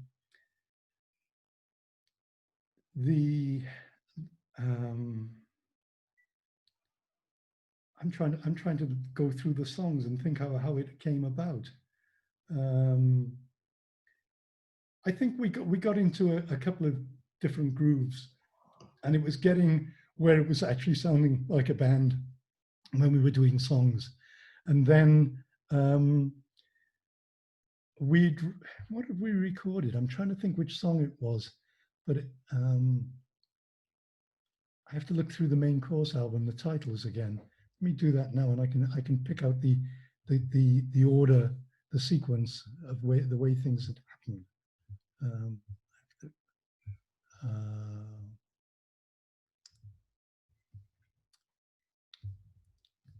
Actually, I can't find it. I lose you when I do that. But anyway, it wasn't. I can't remember which song it was. We'd recorded some, and then the jive talking idea came up. And it was one night as we were driving to the studio. Dick Ashby used to drive us there sometimes. We were all in the car, and Barry said, "Oh, listen to the rhythm the tires make as we drive over this bridge." And it was amazing. In Miami, there were bridges, the steel bridges that opened up to let yachts with large masts and things through, and this bridge would open up, but they were steel, and so that they didn't have much air resistance. They had sort of like it was grating on the bridge. And as the car drove over, Barry started going, and that was the rhythm the car made going over the bridge. And that was the rhythm he plays on the beginning of Jive Talking on the guitar. It is always incredible just hearing the catalyst, and little moments can spark that creativity. Yeah. So that rhythm was there, and then he played that, then they went off, and then next thing I know, he came up, you know, they come up with this thing about Jive Talking and everything. And what does that mean? Well, yeah, I can fill you in on this. First of all, I've actually got the first demo as such, but well, we thought it was a demo. We recorded something else, and it's about 4 o'clock in the morning. And Barry said, "Oh, I've got to get this idea down." He said, "So we've got it there fixed." So there's Alan on guitar, there's Barry on rhythm guitar and singing. Robin wasn't there, and no, he wasn't in the studio at that time. Maybe he was in the studio, but he was outside. And Barry said, "Oh, let's just put this idea down." So we'd not heard the song before. So he played it through to me. So I find this little piano part, you know, which is basically the melody that he was singing. I'm playing on the piano, Right. just so we've got something to go through. And Dennis doesn't know, so he starts this riff on the guitar. And so Dennis picks up on that and has got a rhythm straight away. So then Barry comes in with, I have to listen how much of the lyric he had at that time, because I've got the actual recording that we did this at this point. So it comes into, it's just your jive talking, da da da da, jive talking, da da da da, jive talking, da da da da. You know, there wasn't all the lyric there. It was this, but we've got the groove. And then it goes into this one break, which is actually missing a beat out. And as Barry starts singing, he's singing the riff now. And I'm playing on piano because he'd showed me before. You know, I'm sort of playing that, so we're doing this. And Dennis looks, you know, God, what am I doing here? And he goes through, but what happens is he continues to play straight all the way through, and it turns around.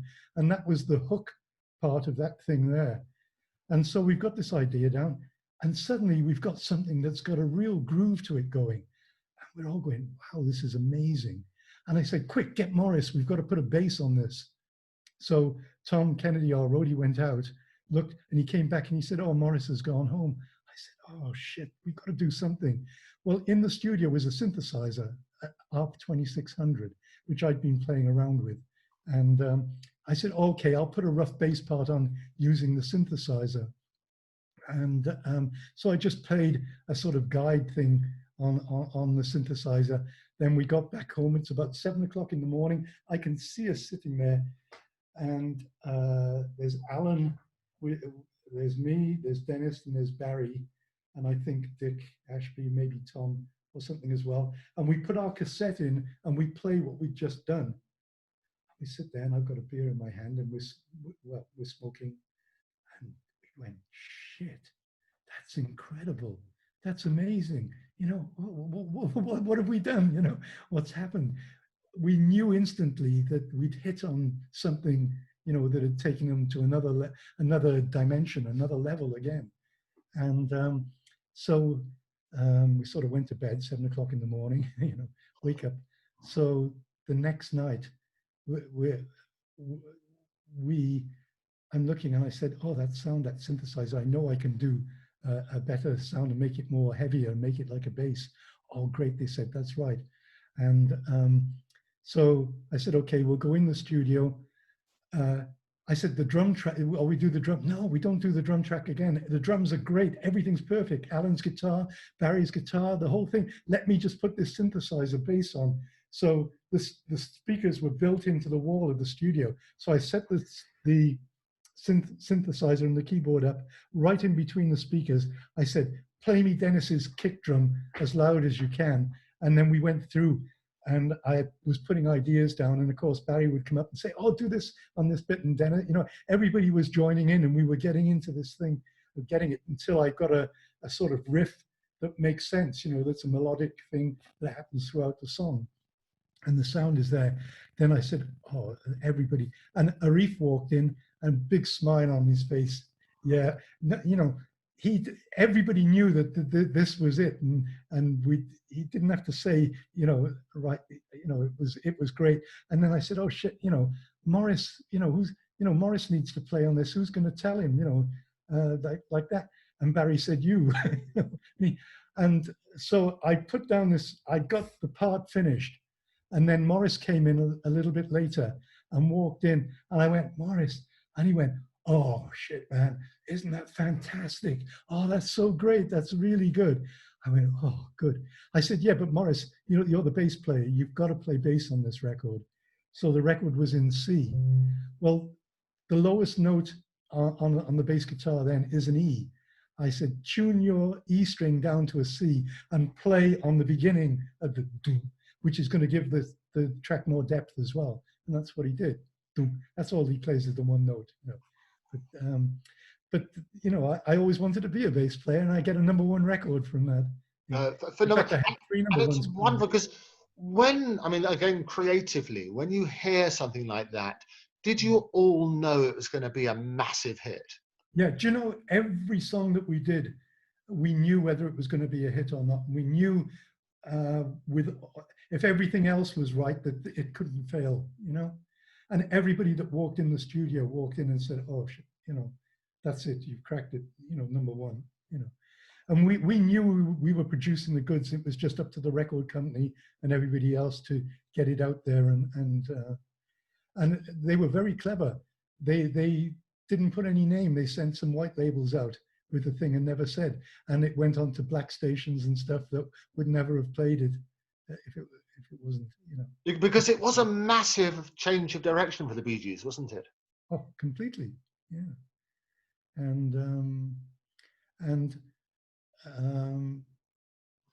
Yeah, blowing my own trumpet or my own synth. I know it wouldn't have happened because the synthesizer sound made the Bee Gees it made it so much different than anything else that they'd done before. And that's really what did it. The song could have done it and everything, but it was the actual sound. And people, after we finished that album, I had a cassette of the album and I lined it up to Jive Talking. I went down the speakeasy and I said to John Anthony, who was the DJ down there then, I said, please play this. I said, you've got a cassette? Yeah, he said, yeah. He said, who is it? I said, I'm not telling you. I said, but he said, I said, no, it's okay. I promise you, I won't put you on the spot. I said, just play it. And I went into the restaurant and there were, I can't remember who was in there. I know Dave Edmonds was there, definitely. Oh, right, okay. Because he was a friend. Well, he was my inspiration actually to play. That's another story. And I went into the thing where everybody was eating and drinking, and the track came on. I told him to play it loud, and I'm there. And I said, "Oh, listen to this track." And they said, "What's that?" And I said, "Oh, I've just been in Criterion, Miami, recording." They said, "What? This is you?" And I said, "Yeah." They said, "Wow, it sounds good." And they said, "But wait a minute, you've just been recording with the Bee Gees, haven't you?" And I said, "Yeah." And they went, "Fuck, that's the Bee Gees?" I said, "Yeah." They said, "Oh, amazing." And I went to John. I said, "I didn't." He said, "Wow, that track is great." And he played it again, you know. And nobody, because if I'd said, you know, I didn't want anybody to have any preconceived ideas. I wanted to see what sort of reaction it would be. And it is amazing to get such an iconic band who just reinvent themselves. But then, of course, we did Nights on Broadway, and Morris straight away, "You've got to play synthesizer bass." And, you know. And I guess, Blue, having met the family, having bonded so well, in a way, this was the proof of the pudding was in the eating. Well, we were all living in 461. We were all together there, the whole family. Stevie was there. Linda took Stephen. He was only, how old was he? Gosh, not very old then, one maybe. We were all living together, a family. We ate together. We did everything. And we did that for years. We did that right up, you know, until we all bought individual houses, which was after Saturday Night Fever, I suppose, you know. But we all lived and stayed together, and it was really was one family. And I think that's very important. And when we look at bands and why they succeed and so on and so forth, a lot of it is you're creating together. As we say, it is like a marriage, even though there are lots of people in the marriage. And creatively, it works really, really well to get that sort of impetus, because it's 24/7, isn't it?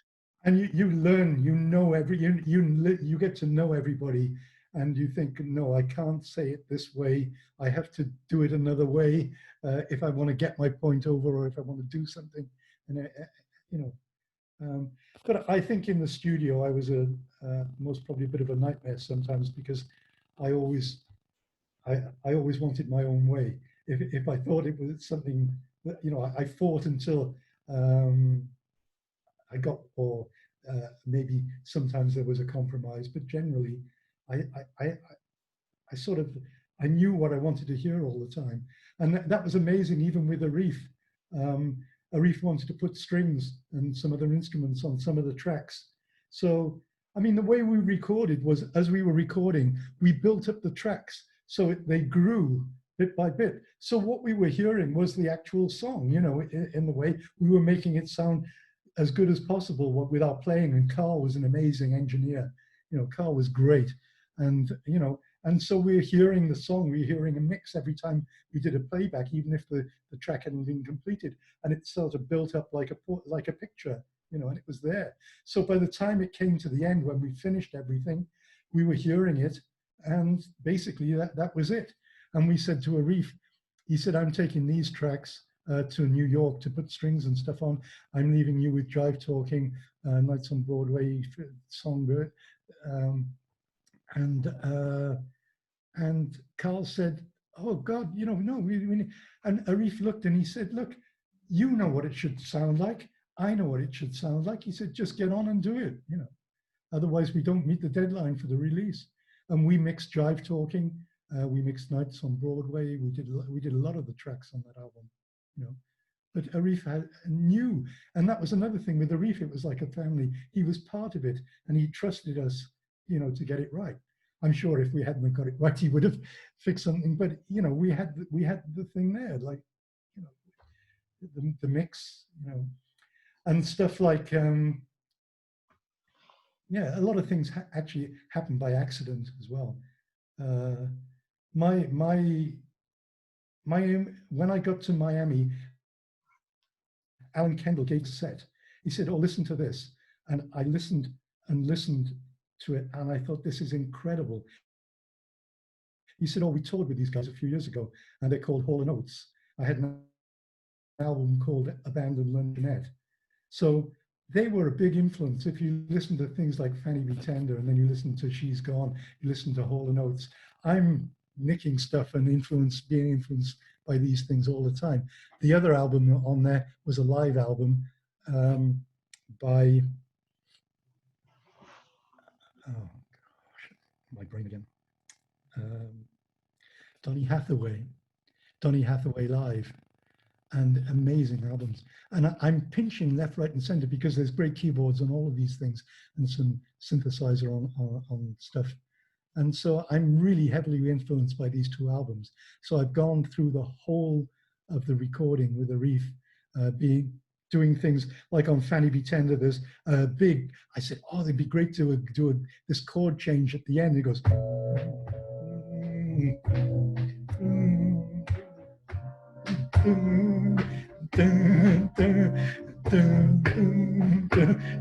I'm doing that, that's great. And I'm saying, look how he's building up the song. And then he's going, yeah, that's great. So that's a rip-off straight from She's Gone, the Hall & Oates, you know. And so at the end of the thing, I thought, Alan, God, that cassette is good. I've got to go to a record store and get, what was it called? He said, oh, Hall & Oates, Abandoned Luncheonette, and Donny Hathaway Live. So I go to a record store, I find the vinyl, I pick up the first one, Hall & Oates, great. I turn it round, I'm looking at the credits, produced by Arif Mardin. I go over to the Donny Hathaway album, I pick up that Donny Hathaway Live, I pick it up, produced by Arif Mardin. I go back that night to the studio, I said, Arif, look this, how can you, he said, I said, you must know all this. He said, no, what you did, he said, everybody's influenced by something. He said, you were influenced by that, which was needed at the time. He said, but then you took it and you took it somewhere else. And with the Bee Gees doing these things again, he said, it was absolutely right. He said, what you did, you know. And I was so embarrassed. I couldn't believe that I was taking influences from two albums that he produced. And it is always interesting creatively because there's only a certain number of notes. You can only mix them up in so many different variations. And music history is populated with people who have been influenced, if you like. Yeah.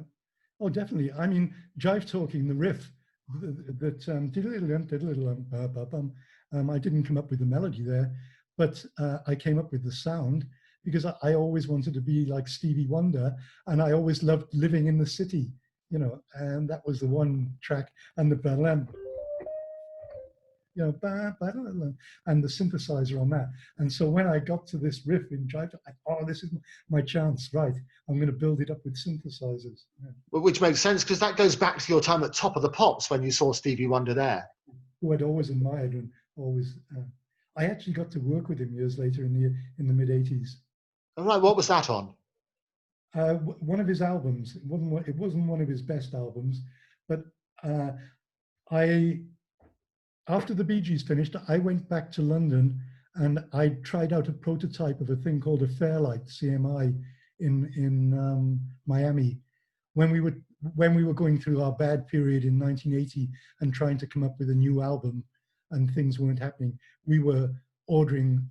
I had a GS1, the big Yamaha Dream Machine that Stevie Wonder did all the stuff on. I had that in the studio. We had everything, synclavier. We were just, instead of concentrating on the basics, on the songs and things, we were trying to find new sounds and new things.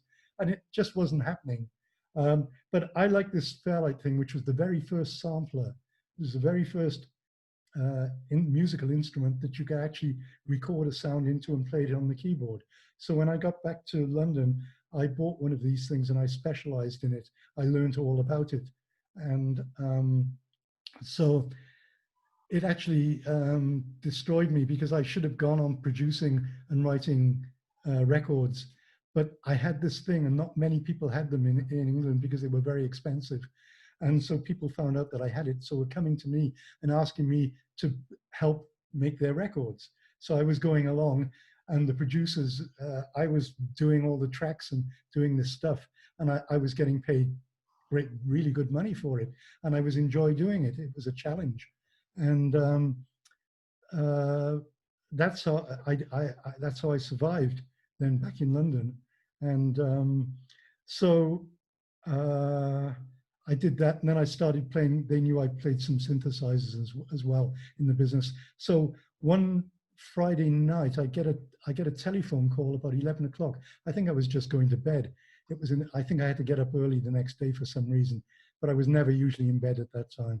And it was the studios just down the road from me, West Side. And they said, oh, we've got a bit of a problem. We've got a guy in and he's got an ARP 2600 here. And we've been told that you're the expert. You've had so many hits on this. And of course, that was the synthesizer I used with the Bee Gees. And I did. And they said, but it's been modified and the guy can't figure out what's going on. Can you come and it needs tuning? Can you come and do some things? So I went along to the studio. I get there and the studio is absolutely empty. There's no one in, a lot of keyboards around. And they said, there's the ARP 2600. And sure enough, it's been modified. And, but I get into it, I start tuning the things and I thought, okay, that's about as good as I can get it. And I'm there and I'm looking around thinking, God, there's a synclavier here, there's keyboards, there's more synths, there's a mode. You know, what is this? Who's this guy? You know, who's this band? What's happening? And as I'm doing that and I'm playing the synth, just making sure, and then just in the door opens and this guy goes, hey, Blue, oh man, it's so good to see you, so good to meet you. I love your hits and when you were with Amen Corner and all this. And this guy walks over to me and I look and I'm speechless. It's Stevie Wonder. And he comes, hey man, oh, it's so good. Oh, all this stuff you've done, you know, all that stuff with Amen Corner, the pop records, and then the, you know, the Bee Gees things and everything. And I'm looking and I'm thinking like this. Then I look over and I see a guy in the corner like this. And I wrote, and he's smiling. And Stevie, and I said, oh, Steve, you know, what? And I said, oh, you know, stop bullshitting me. But you know, what's going on here? And then he starts laughing. And what had happened was that the guy who was now his personal roadie keyboard guy, Steve had just done a gig in Birmingham with the whole band. And he was coming into the studios. This was about Right. 2 o'clock in the morning. And when he was on the phone, he said, can you get the synth checked out for me? So his personal had done a call and then he got a call back and he said, oh yeah, Blue Weaver. Oh, I know Blue and everything. And Steve apparently then said to him, have you got the synth fixed? And he said, yeah, it's a guy that I know and everything. So he said, who's this guy? He said, oh, so he'd given him all this background and everything.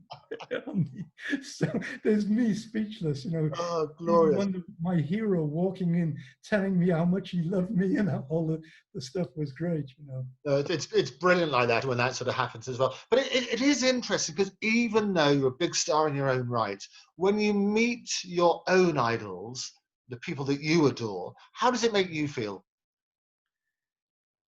Well, you know, in the beginning, when you've grown up in the 60s and you've gone through the periods that we did, it's fairly natural, and you learn, you know, well, you don't learn, it's something you're not actually in, you know, you're in awe because they're like that, but you're all part of the same thing.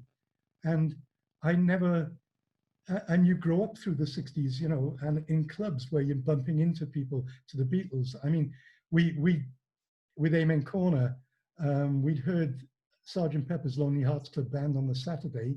We had a residency in the Speakeasy. We were the first band to have a residency there.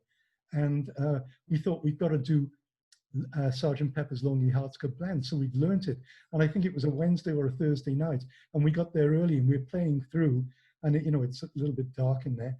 And then suddenly we heard some clapping at the end of it. And this Liverpudlian accents coming through. Hey, well done, lads. You got that one through quickly and everything. And I can't remember. I know it was Paul and George and Ringo. I'm not sure whether John was there. And I think even Mick Jagger or somebody, you know, and then they disappeared and everything. And we're, what? You know? So actually, then the next week in the Speakeasy, Amen Corner's the band. So we're on about our third set. It's 3 o'clock in the morning. And as I said, we're a soul band. We're just about to do Otis Redding, Can't Turn You Loose. And this guy walks up that we knew that who was straight away because he was beginning to become just a little bit known in the business in London. And it's Jimi Hendrix. And he walks up and, hey man, can I play with you? You know, is Hendrix asking if he can play with us? You know, And we said, yeah. So Neil, the guitarist, goes to get, oh, no, no, no, man, I'll play bass. So he went over to the bass. He took it off Clive. Now he put it, he's left-handed player, right? So he put it on the wrong way round, and he's playing, the strings are tuned the wrong way. He looked at me, he said, what you going to play? I said, we were going to play Otis Redding, Can't Turn You Loose. Well, of course, he played all this stuff. He'd been in the soul band. He looked at Dennis, no key or anything. 1, 2, 3, 4. We're off. We're all looking. So we've got Jimi Hendrix playing bass with us. Okay. He stayed on, he played another number, and then he went off. I don't know whether it was the next week or a week or two later, but we're playing again in the Speakeasy. We're on, it's late again. It's packed, it's heaving. We're playing, we're great, we're doing really well. And suddenly, through the crowd, we see a guitar coming through. It comes up, Jimmy's there again. I brought my guitar tonight. He said, I'm going to play some guitar with you. Where can I plug in? You know, and so he's standing there, and he plugs in like this. And I looked at him and I said, what are we going to play? And he went this, and he went, he went, and we're looking, you know, a teeny bopper soul band, you know, what can we do? I've got, you know, the organ, at any rate, I can't even remember what it was, but it was heavy. It was something like Purple Haze or something. It wasn't that, obviously, but it was very much like that, heavy and everything, you know. And he played a couple of numbers with us. Well, a couple of months later, after he's had his hits and everything, we get a call from Chaz Chandler to our agency saying, we've got Jimi Hendrix tour. Jimmy wants Amen Corner on the tour. But he'd also, he was a lovely guy, but he'd sussed out also that we were a teeny bopper band and getting girls, lots of young girls there, you know. But it was, we were on the, you know, it was Jimi Hendrix, Amen Corner, The Move, Pink Floyd. Oh, another funny story with Hendrix and Pink Floyd. I think when we got to a gig, maybe it was the Albert Hall and that's something, and we get in, and Floyd still had this white sheet behind them doing, you know, they hadn't progressed into the big thing. It was, they hadn't, you know, they didn't have so much money and stuff in those days. And I think Jimmy walked in, and it looked as if they'd had 6 Holiday Inn bed sheets sewn together hanging behind the stage. And so Jimmy went in to do the thing, and he went, what the fuck is this? And he started pulling all this stuff down. And then somebody went and said, that's the Pink Floyd's screen. And then oh man, I'm so sorry. I'm so, you know, he was like, you know, very humble, you know, oh man, I'm really sorry. You know? It is glorious, because people do forget that even though you're big superstar, they're all human, aren't they? And they've all got the foibles, they've all got things that amuse them and everything else. Yeah. And, you know, watching Syd Barrett in those days, you know, it was like, it's pretty amazing when I look back and see all the things, you know, that we did. We actually supported Pink Floyd, not supported, but we did a gig with Pink Floyd when we were Amen Corner, when we were teeny boppers in the Middle Earth or something in Covent Garden, when it was in Covent Garden. And we thought we had to, I think we went out and bought caftans and things to try and fit in with the scene there a little bit, you know. Incredible. So going back to the Bee Gees time and the albums and so on and so forth. We should do another one just on the Bee Gees, shouldn't we? No, absolutely. Well, we will. I think there's loads of stories for all that sort of stuff. Talk to me, give me the highlights of other stuff, because we're obviously going to talk a lot, Lou. We're going to dig a lot deeper into the individual things, your favourite moments on tour and so on and so forth. What would you say were your 3 biggest moments?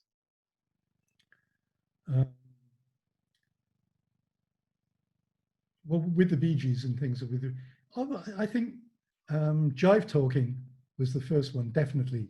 Having come up with Jive Talking and just sitting in the studio and listening and thinking, I know I've got a number 1, you know. And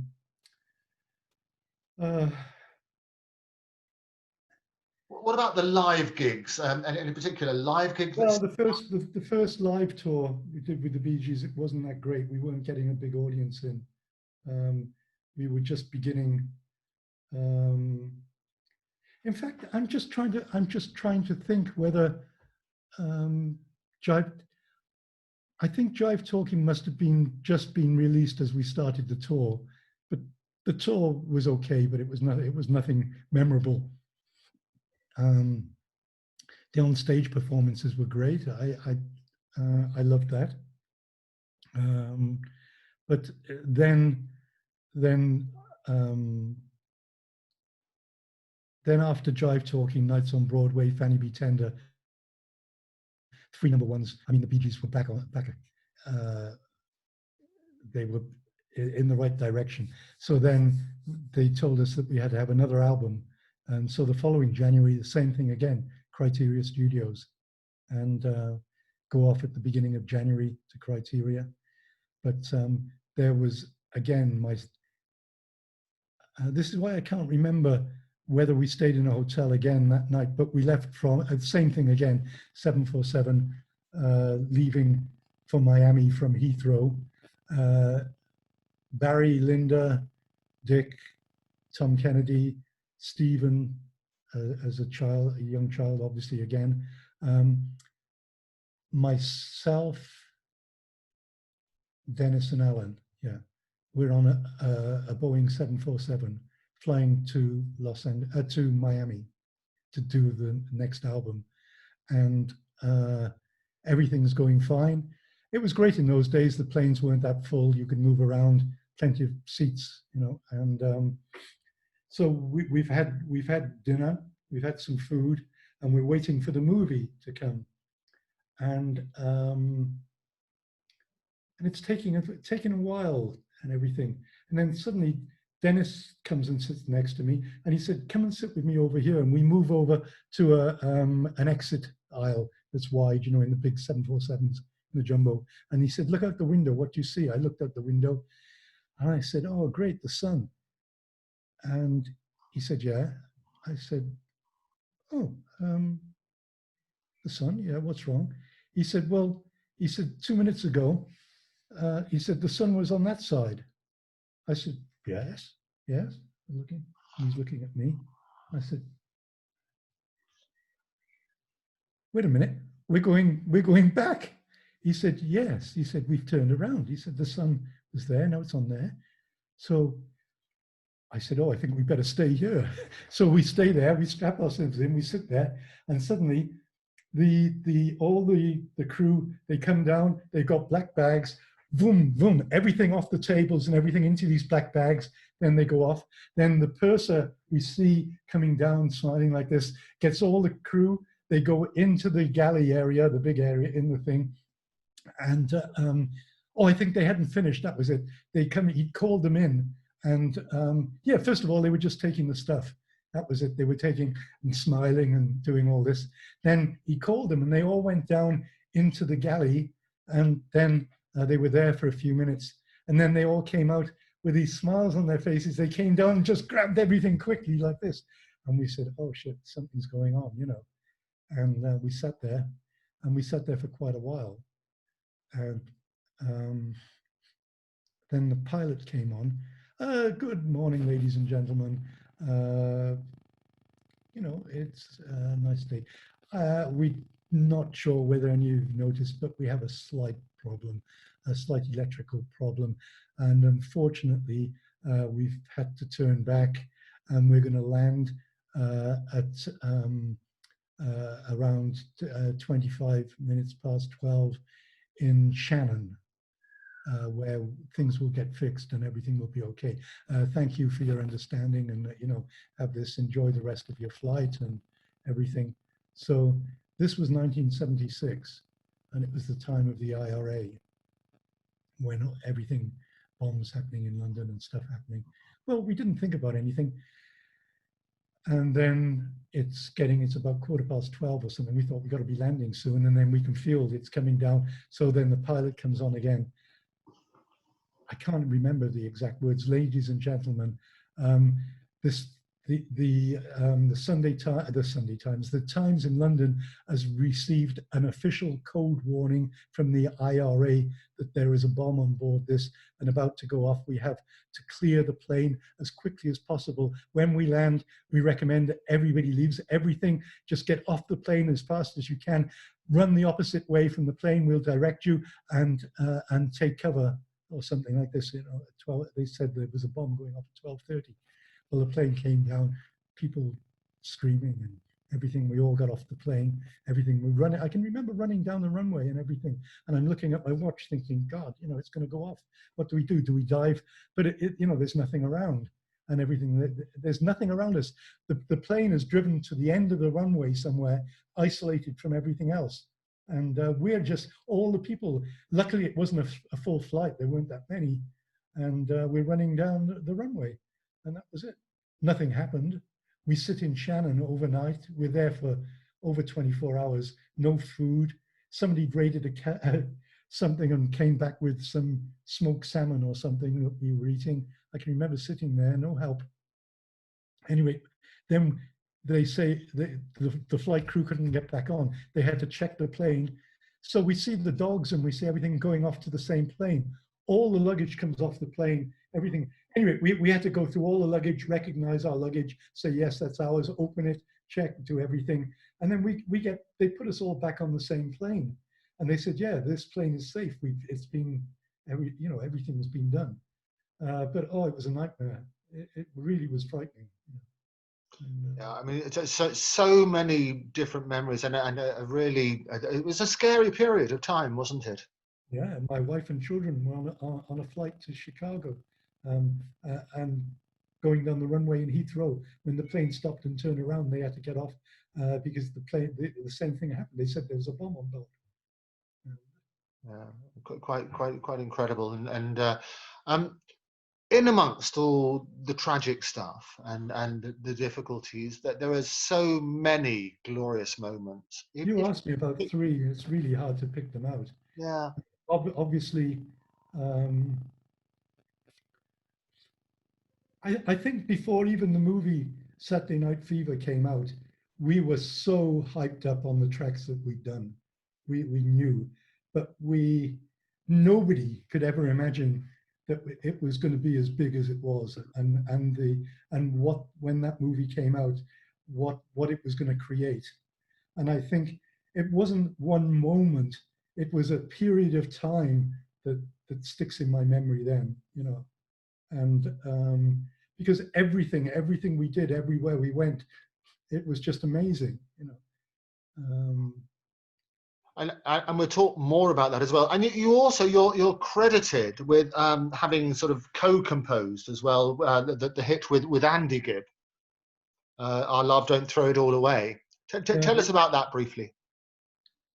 Well, I'd already written two songs before that, on the one on the main course album and one on Children of the World, and some other stuff.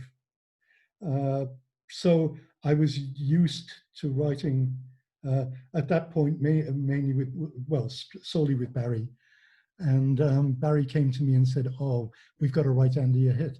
So this was in the Chateau. I can remember it was in the dining area, the lounge area, and there was a piano there. And we sat down, and the ideas just came, and Our Love Don't Throw It. Then he said, "Oh, we've got to record a track for him," and we recorded what went out as the Bee Gees version, which was basically a demo, and it wasn't enhanced. We didn't do anything more to it. And I was in a hurry that night because it was my parents' 50th wedding anniversary, and it was winter, and I had to drive back that night to London. I had to drive to the ferry and then get a ferry over with the car, drive to London. And then this was about 3 o'clock in the morning when we're doing Our Love Don't Throw It All Away as our Bee Gees version with their voices and stuff. And then I left at 7 o'clock that morning. Oh, in fact, I didn't go to bed. I drove to the ferry, and the ferries were closed in the one port. I had to go to Le Havre or somewhere else. I can't remember, and get across. But it was a busy time. And then I had to go straight to my parents' 50th wedding anniversary and everything. So then I was there for a day, and then I drove back again, and then we did more.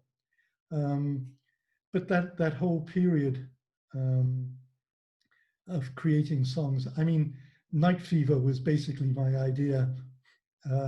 At that time, a lot of people were making disco tracks of famous songs, especially old ones, you know, like Tangerine and stuff like this. Well, one of my favorite songs had always been Theme from a Summer Place by Percy Sledge, which was the film Mondo Cane in the early 60s. And that had such the strings, it had such an atmosphere to it. It just had such a vibe. And people tended to go into the studio quite late. So I got in a little bit early and I thought I'll record my disco version of Theme from a Place. But I was going to go, boom, boom, boom, boom, boom. You know, I was going to do it like, you know, but I had visions of the strings and everything. So I'm playing this thing.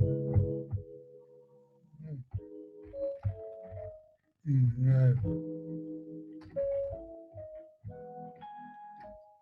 know, something like that, whatever. And I'm playing, and Barry walked into the studio, and I've got it, and I've got a string synthesizer, and I've got a basic thing down. And he said, "Oh, well, God, what's that? What's that?" And I said, "Oh, it's theme." He said, "No, it's not." He said, "Play it again, play it again." And so I played. He said, "Oh, that's great." He said, "Can we change it around a little bit?" So Theme from a Summer Places.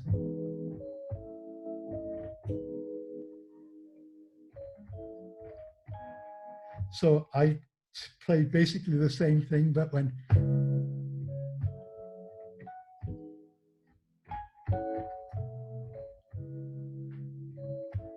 which had the same groove as I had. So that was and then it went on from there. So we carried on playing and we got into the thing. And then when you listen to the groove, there is musical, you know, that bit. And the track built up like that. But when you listen to the strings and things on that, you know, it's like, it's got that Night Fever. I mean, when he came up with the title Night Fever, immediately everything flew, you know, it fell into place. That track just had this summer vibe about it, this whole thing. And everybody tells this story differently because everybody recollects things in a different way. But I know in my mind, this is the absolute way it happened. Stigwood came over and said, I've got the script from, you know, the script. There was a story in one of the New York papers, and he said, I've taken it, and he said, it conjured up this whole thing, and we're going to write a film script around it. He said, I've got it and everything. And he said, I need music for the track. Well, we were in the Chateau Erreville to mix a live album. That was the only reason we were there. We'd recorded back in the previous September in Los Angeles. And, but we had a few technical problems. So in the meantime, the guys had written the song, and the first thing we recorded there was If I Can't Have You. So we'd recorded it, and it sounded a bit like ABBA-ish. It was a bit European. We don't know why, but if you listen to that version, it is a bit like that. And then after that, Night Fever came along, and we recorded that as well. So we had two tracks. We had If I Can't Have You and Night Fever, and Robert came over saying he needed music. And the guys said, oh yeah, we've got two tracks already. We played him the songs, and oh yeah, Yvonne can have If I Can't Have You, that's that one. Night Fever, that's great. Oh, that's great. That's really good. That's for you. So he said, but I need more songs, you know, go away. And he said, I need a title track. And so somebody said, what? He said, well, the working title is Saturday Night. And so they said, okay. So Barry and the guys, Barry had this riff that just went, it just went dum, dum, dum, dum, da da da dum, da da da dum. And they were going, the three of them were going around singing, staying alive, staying alive. That's all they had. That was like that. And, you know, I learned the riff. I learned it like that. And so we're going around. So he said title track, and I said to Barry, well, that's a great riff that you've got, that So he said, yeah, okay. And then they sat down. So they thought, let's try this. So they started, for a week, we all went around singing, staying alive on Saturday night, on Saturday night. I swear, that's it. I remember that. Everybody was going around. We thought, yeah, title track. We can imagine this. And so I think the following week, Robert came back and he said, have you got any ideas? So they got the guitar out, and I remember all sitting round on the floor, and we played Robert, Staying Alive on Saturday Night. Everybody's singing, roadies, Linda, Yvonne, you know, we're all doing Staying Alive on Saturday Night, on Saturday night. He said, oh yeah, that I can imagine, everything. Then we went back in, he said, play me those songs again. So we went back in. I can't remember whether we'd actually put down, I'm always the first one to start off and put a piano thing down to play the ideas. Maybe I'd had the little, because I picked that up from because the vocal line is it's the same, but I just turned it around a little bit. Whether we played in that, but we played in the other two tracks, and like he said, oh yeah, Yvonne, yeah, that's great. And then Night Fever. He said, oh, last week, he said, you played me that other track, something about a fever. And they said, Night Fever. And we played it to him. And he said, this is as close as I can remember it. I have it. We should call the movie Saturday Night Fever. And then somebody, most probably Barry, said, oh, thank fuck for that. We can drop the Saturday night, you know, just keep it staying alive. You know? Yeah. So then we worked on Staying Alive and without the Saturday night. You know. Glorious. And it's so many happy memories and so many tales from that time. And we're going to dig into all of those because they're the other albums as well after Saturday Night Fever. Talk finally just about the end, when all of these glorious moments came to an end. You've had happy memories, probably some of the happiest you've had in your whole career. Tell me about that and how you felt. Well, it'd been amazing. There'd been the 1979 Spirits Having Tour, the Spirits Having Flown tour. And, you know, that took a while to come together because Spirits took us a long time to actually get that album together, because can you imagine, we've had Saturday Night Fever out, which everybody thinks of as a Bee Gees album, even though it's a compilation album. You know, we had to follow it as a Bee Gees album as such. And that took a while.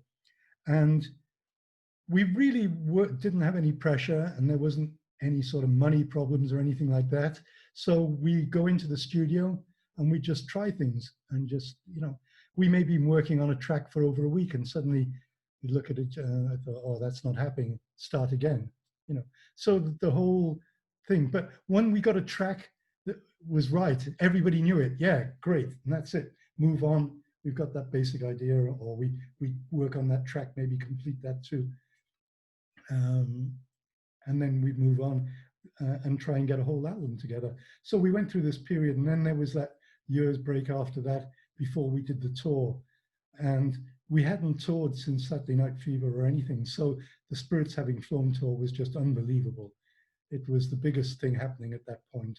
In fact, Clare Brothers invented subwoofers for that tour. That was the first time that bands had toured with subwoofers, this massive sound to complement the stage. Do you know the funny thing about that? The most expensive seats didn't have the best view, because that stage was up high and they couldn't see the stage was set the same as the movie, with all the lights and everything in, right, and lasers and everything. I always wondered, I always thought, oh gosh, those people in the front, but they were happy because they could see their idols up there, you know, and be up close. But the people up on the sides that could look down on the stage could see the whole event happening. It was amazing. And we were using lasers. We hadn't used lasers before. But the laser show wasn't behind us, it was behind the audience, which was another funny thing, because only the ones up sat on the side would realize that these things and all this was going on at the back, you know. And, but I mean, there was a lot to see on stage. The staging was great. And, oh, that was another big moment for me on stage. I set off the explosions on Tragedy. We had two. Oh, you did that? You pressed the button, did you? I pressed the button, the big red button. Brilliant. But it didn't make a noise as such. I created the noise on the keyboard, and the front of house engineer would know and would turn it up. So I would hit the noise and the button at the same time. So there are two explosions, right? The first one sets off an explosion in the lighting rig up above and sends all the glitter coming down. You've seen the thing, which is incredible. Then the next one is 2 big bins, or 4, I can't remember, on the side of the stage, which give a sort of an explosion again. And after a couple of nights, I said to the roadies, I said, oh, that's not much of an explosion. You should pack a bit more stuff in there, let the audience feel.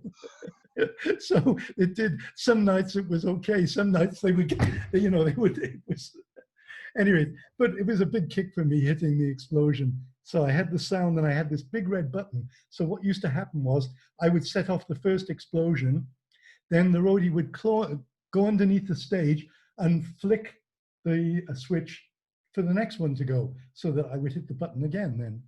And so this was all very good. It all worked really well. But I can't remember where it was. I think it was possibly one night in Madison Square Gardens. You know how we did a whole run.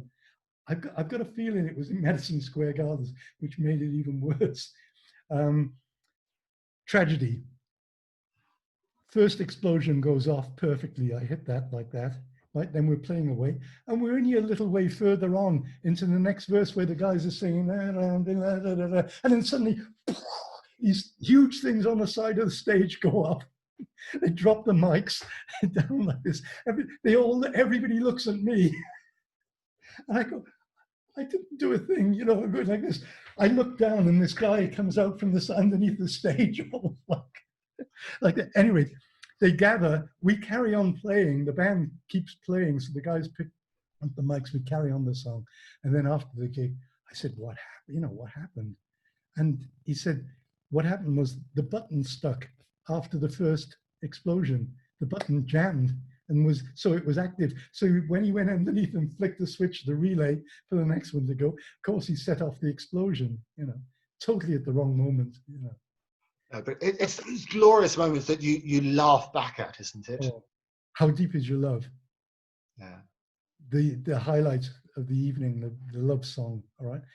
We would do it in 2 keys. We recorded it in E flat, but some nights on stage, Barry and the guys, I'd say, what key are we doing it in? And you go, oh, we do it in E tonight. Or then the next night, we'll stick with the original, let's do it in E flat.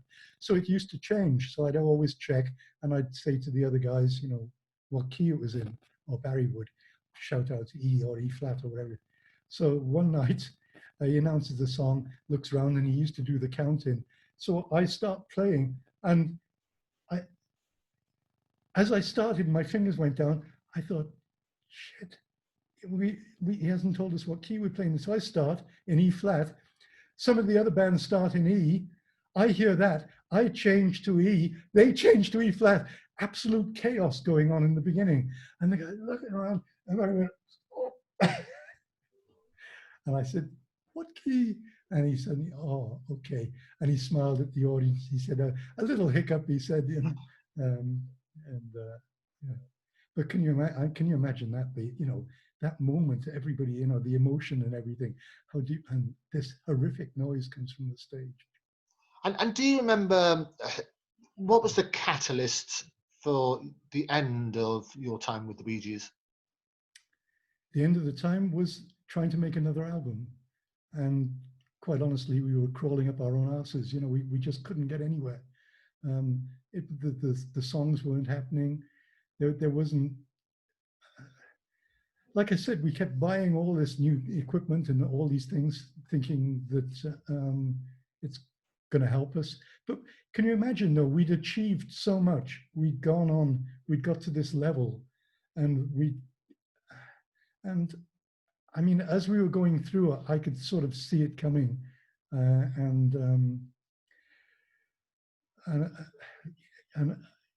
that's the thing. They're brothers. They're together. We even though we were part of the family, if things aren't happening, then you try something else. You try something new.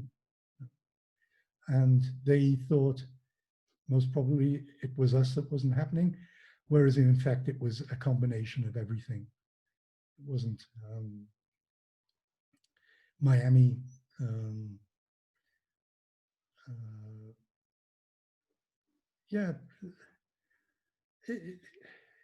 It wasn't any one thing. It was a combination of things. But I think not being able to get that magic back, that spark, not to find one song that we suddenly got really excited about and did, you know, and got it. Couldn't find one song, couldn't find anything. And we'd done it for 9 months or something, tried. Who made the decision?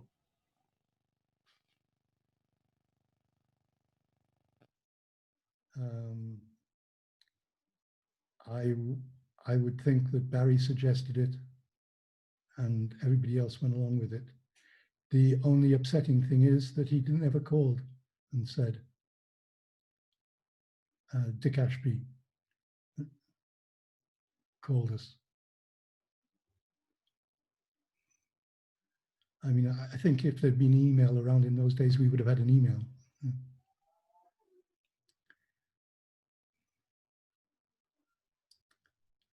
Like I say, I was expecting something, but I didn't expect it to happen in that way. And that's the one thing that is hard. I mean, I blame myself. I know it wasn't, you know, musically and everything else, I know it wasn't happening and it was inevitable in one thing, but just the way it happened, it's really hard when I think back on it. I met the guys again after that, and I actually got to play again with them. And Barry's would have been his 50th birthday, I think. Stiggy rented a club in London and did it up like Studio 54, like what was the club in Saturday Night Fever. We had a big party, and there was a band playing, and there was a piano there, and they said, "Come on, let's do some numbers." And that was the last time I played with all three of them together. And when Dick made that phone call to you, what did he say? I can't remember. I think the guys have decided that that's it. Don't come back, you know, or whatever, something, you know, it's over. You know.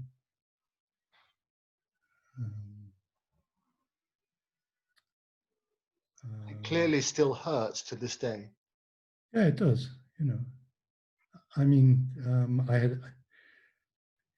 yeah, it hurts very much. Yeah.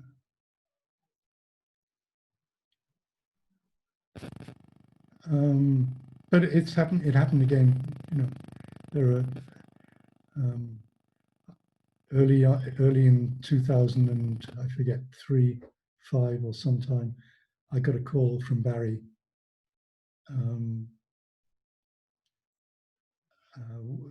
What year was it Morris died? I think it was 2000 was it 2002 or 2003? 2002, I think, wasn't it? Yeah.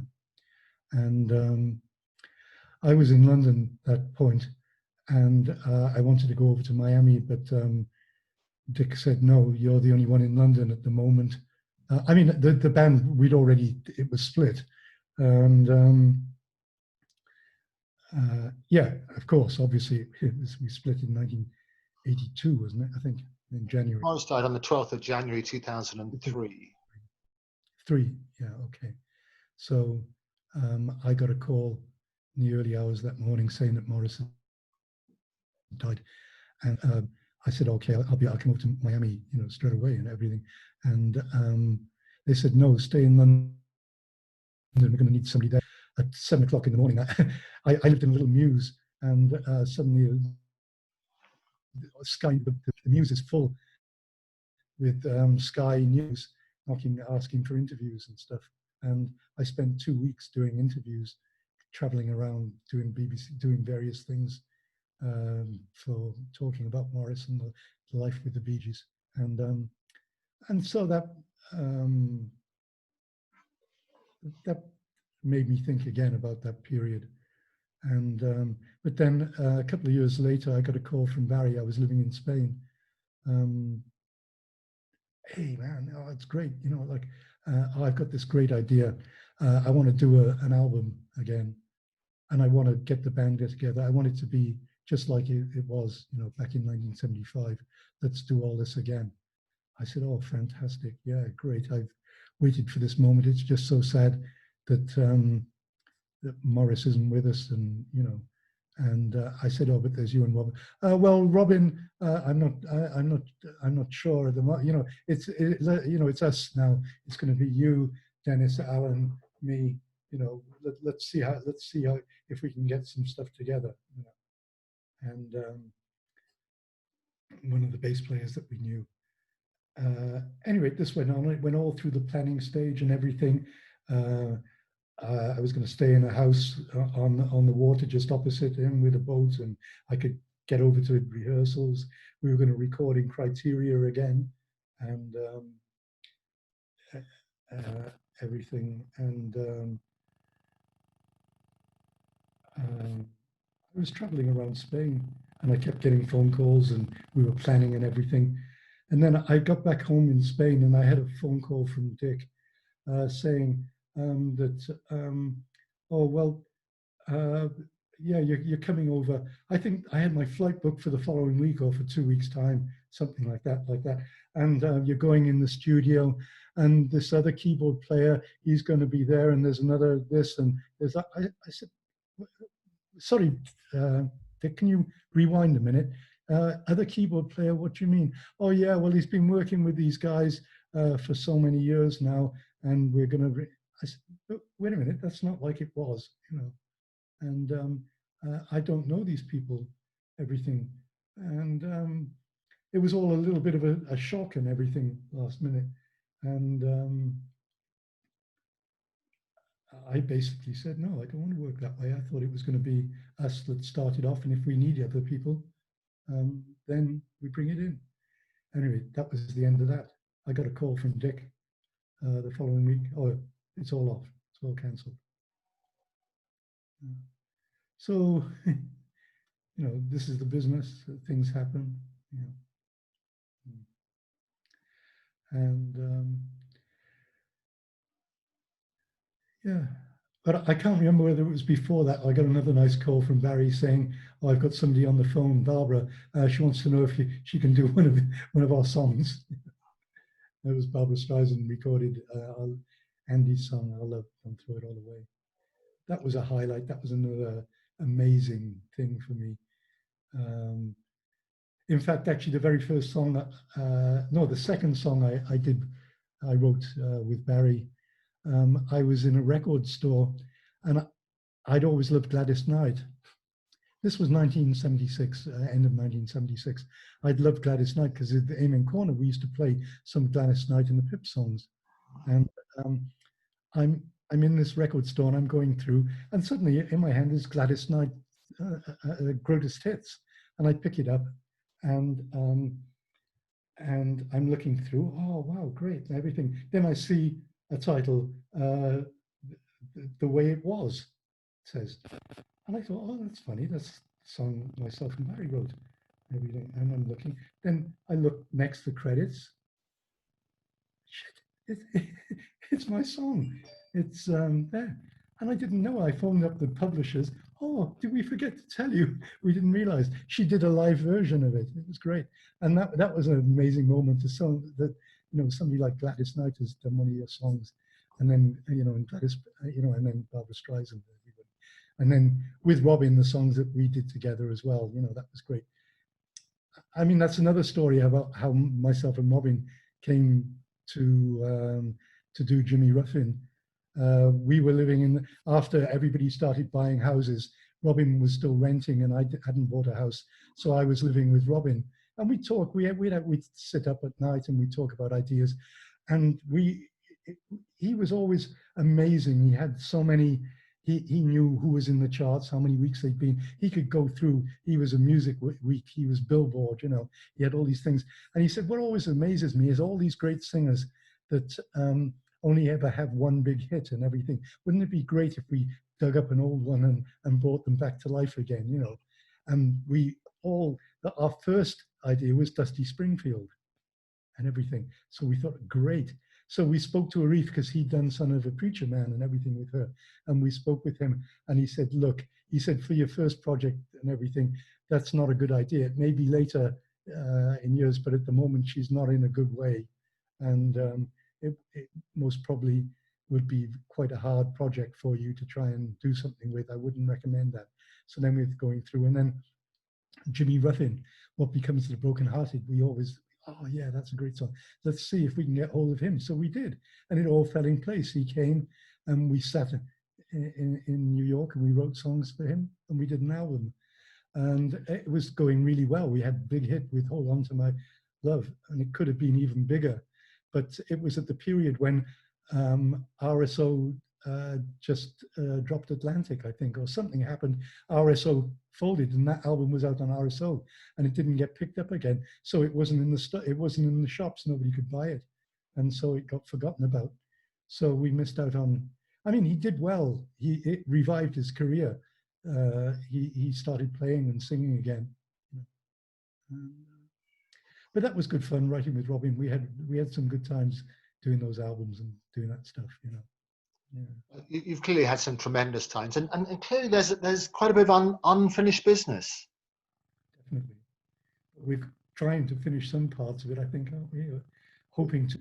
Well, that's absolutely right, and that's why, as you know, together with RJ Gibb, we've set up KTT and what we're calling the legacy to build on the fantastic legacy of both RJ's father, Robin, and his uncles. And we're launching the whole tour, looking at new material and so on and so forth, and also some of the unfinished works that Robin and people have been working on. Yeah, and there's a lot, I'm sure. Yeah. So really exciting. I've been speaking with RJ.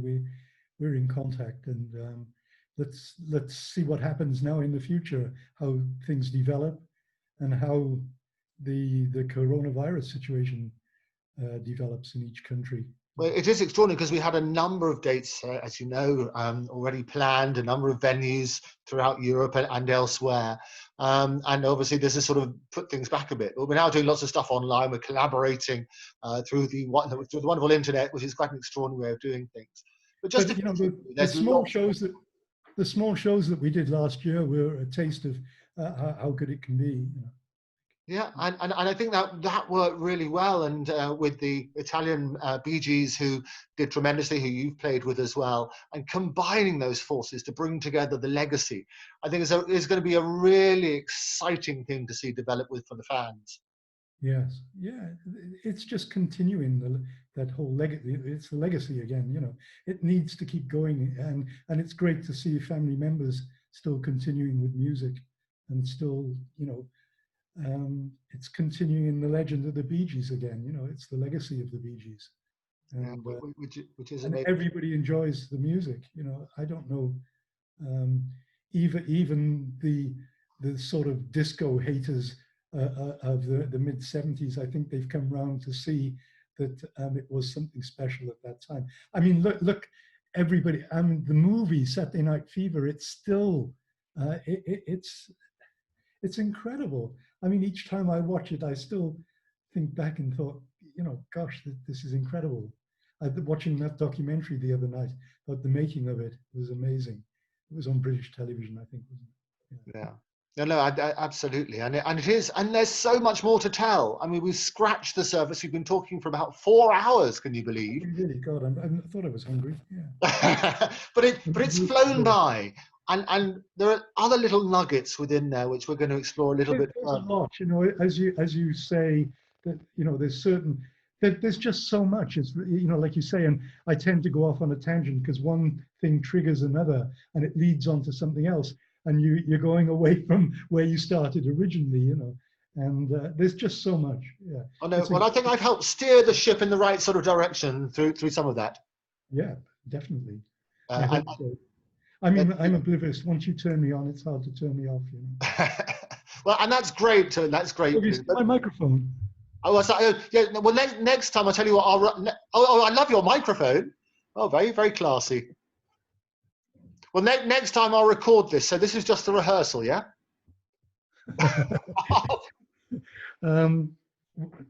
Where's my gun? Yes, exactly. So. Oh, I forgot.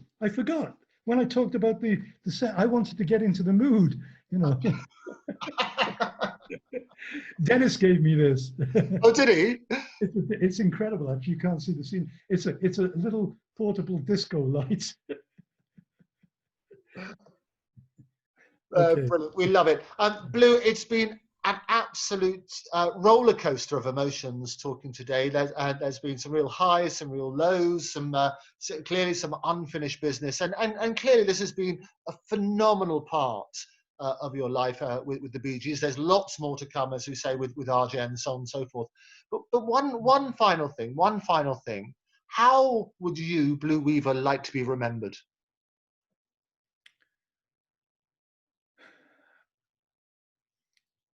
I would like to be remembered as the guy that helped help bands discover something new, discover something that they hadn't been. That I've never considered myself a great keyboard player, but I feel that by not being a great keyboard player, I can see. I'm not thinking about what I'm doing. My part has to fit in as a group. I don't like to be an individualist. I like to find something where everything locks in when I'm making a record. And I don't know how to put it. I wouldn't know. I would most probably, I was going to say be the blue, but it's most probably be the glue that brought, that, that stuck bands together. Yeah. So Blue the Glue, it's a great way to finish. Thank you very much for your time. We will speak a lot more, but for now, Blue Weaver, thanks for joining us. And hi to all the fans out there. Thank you for supporting us for so many years. Thank you. Perfect. There we go. That was Blue Weaver, an exclusive interview, highs and lows, about the fantastic time, what an amazing career, and many more tales to tell. I've been Andrew Eborn on behalf of KTT and GSI. Look forward to seeing you next time. Be good. Take care.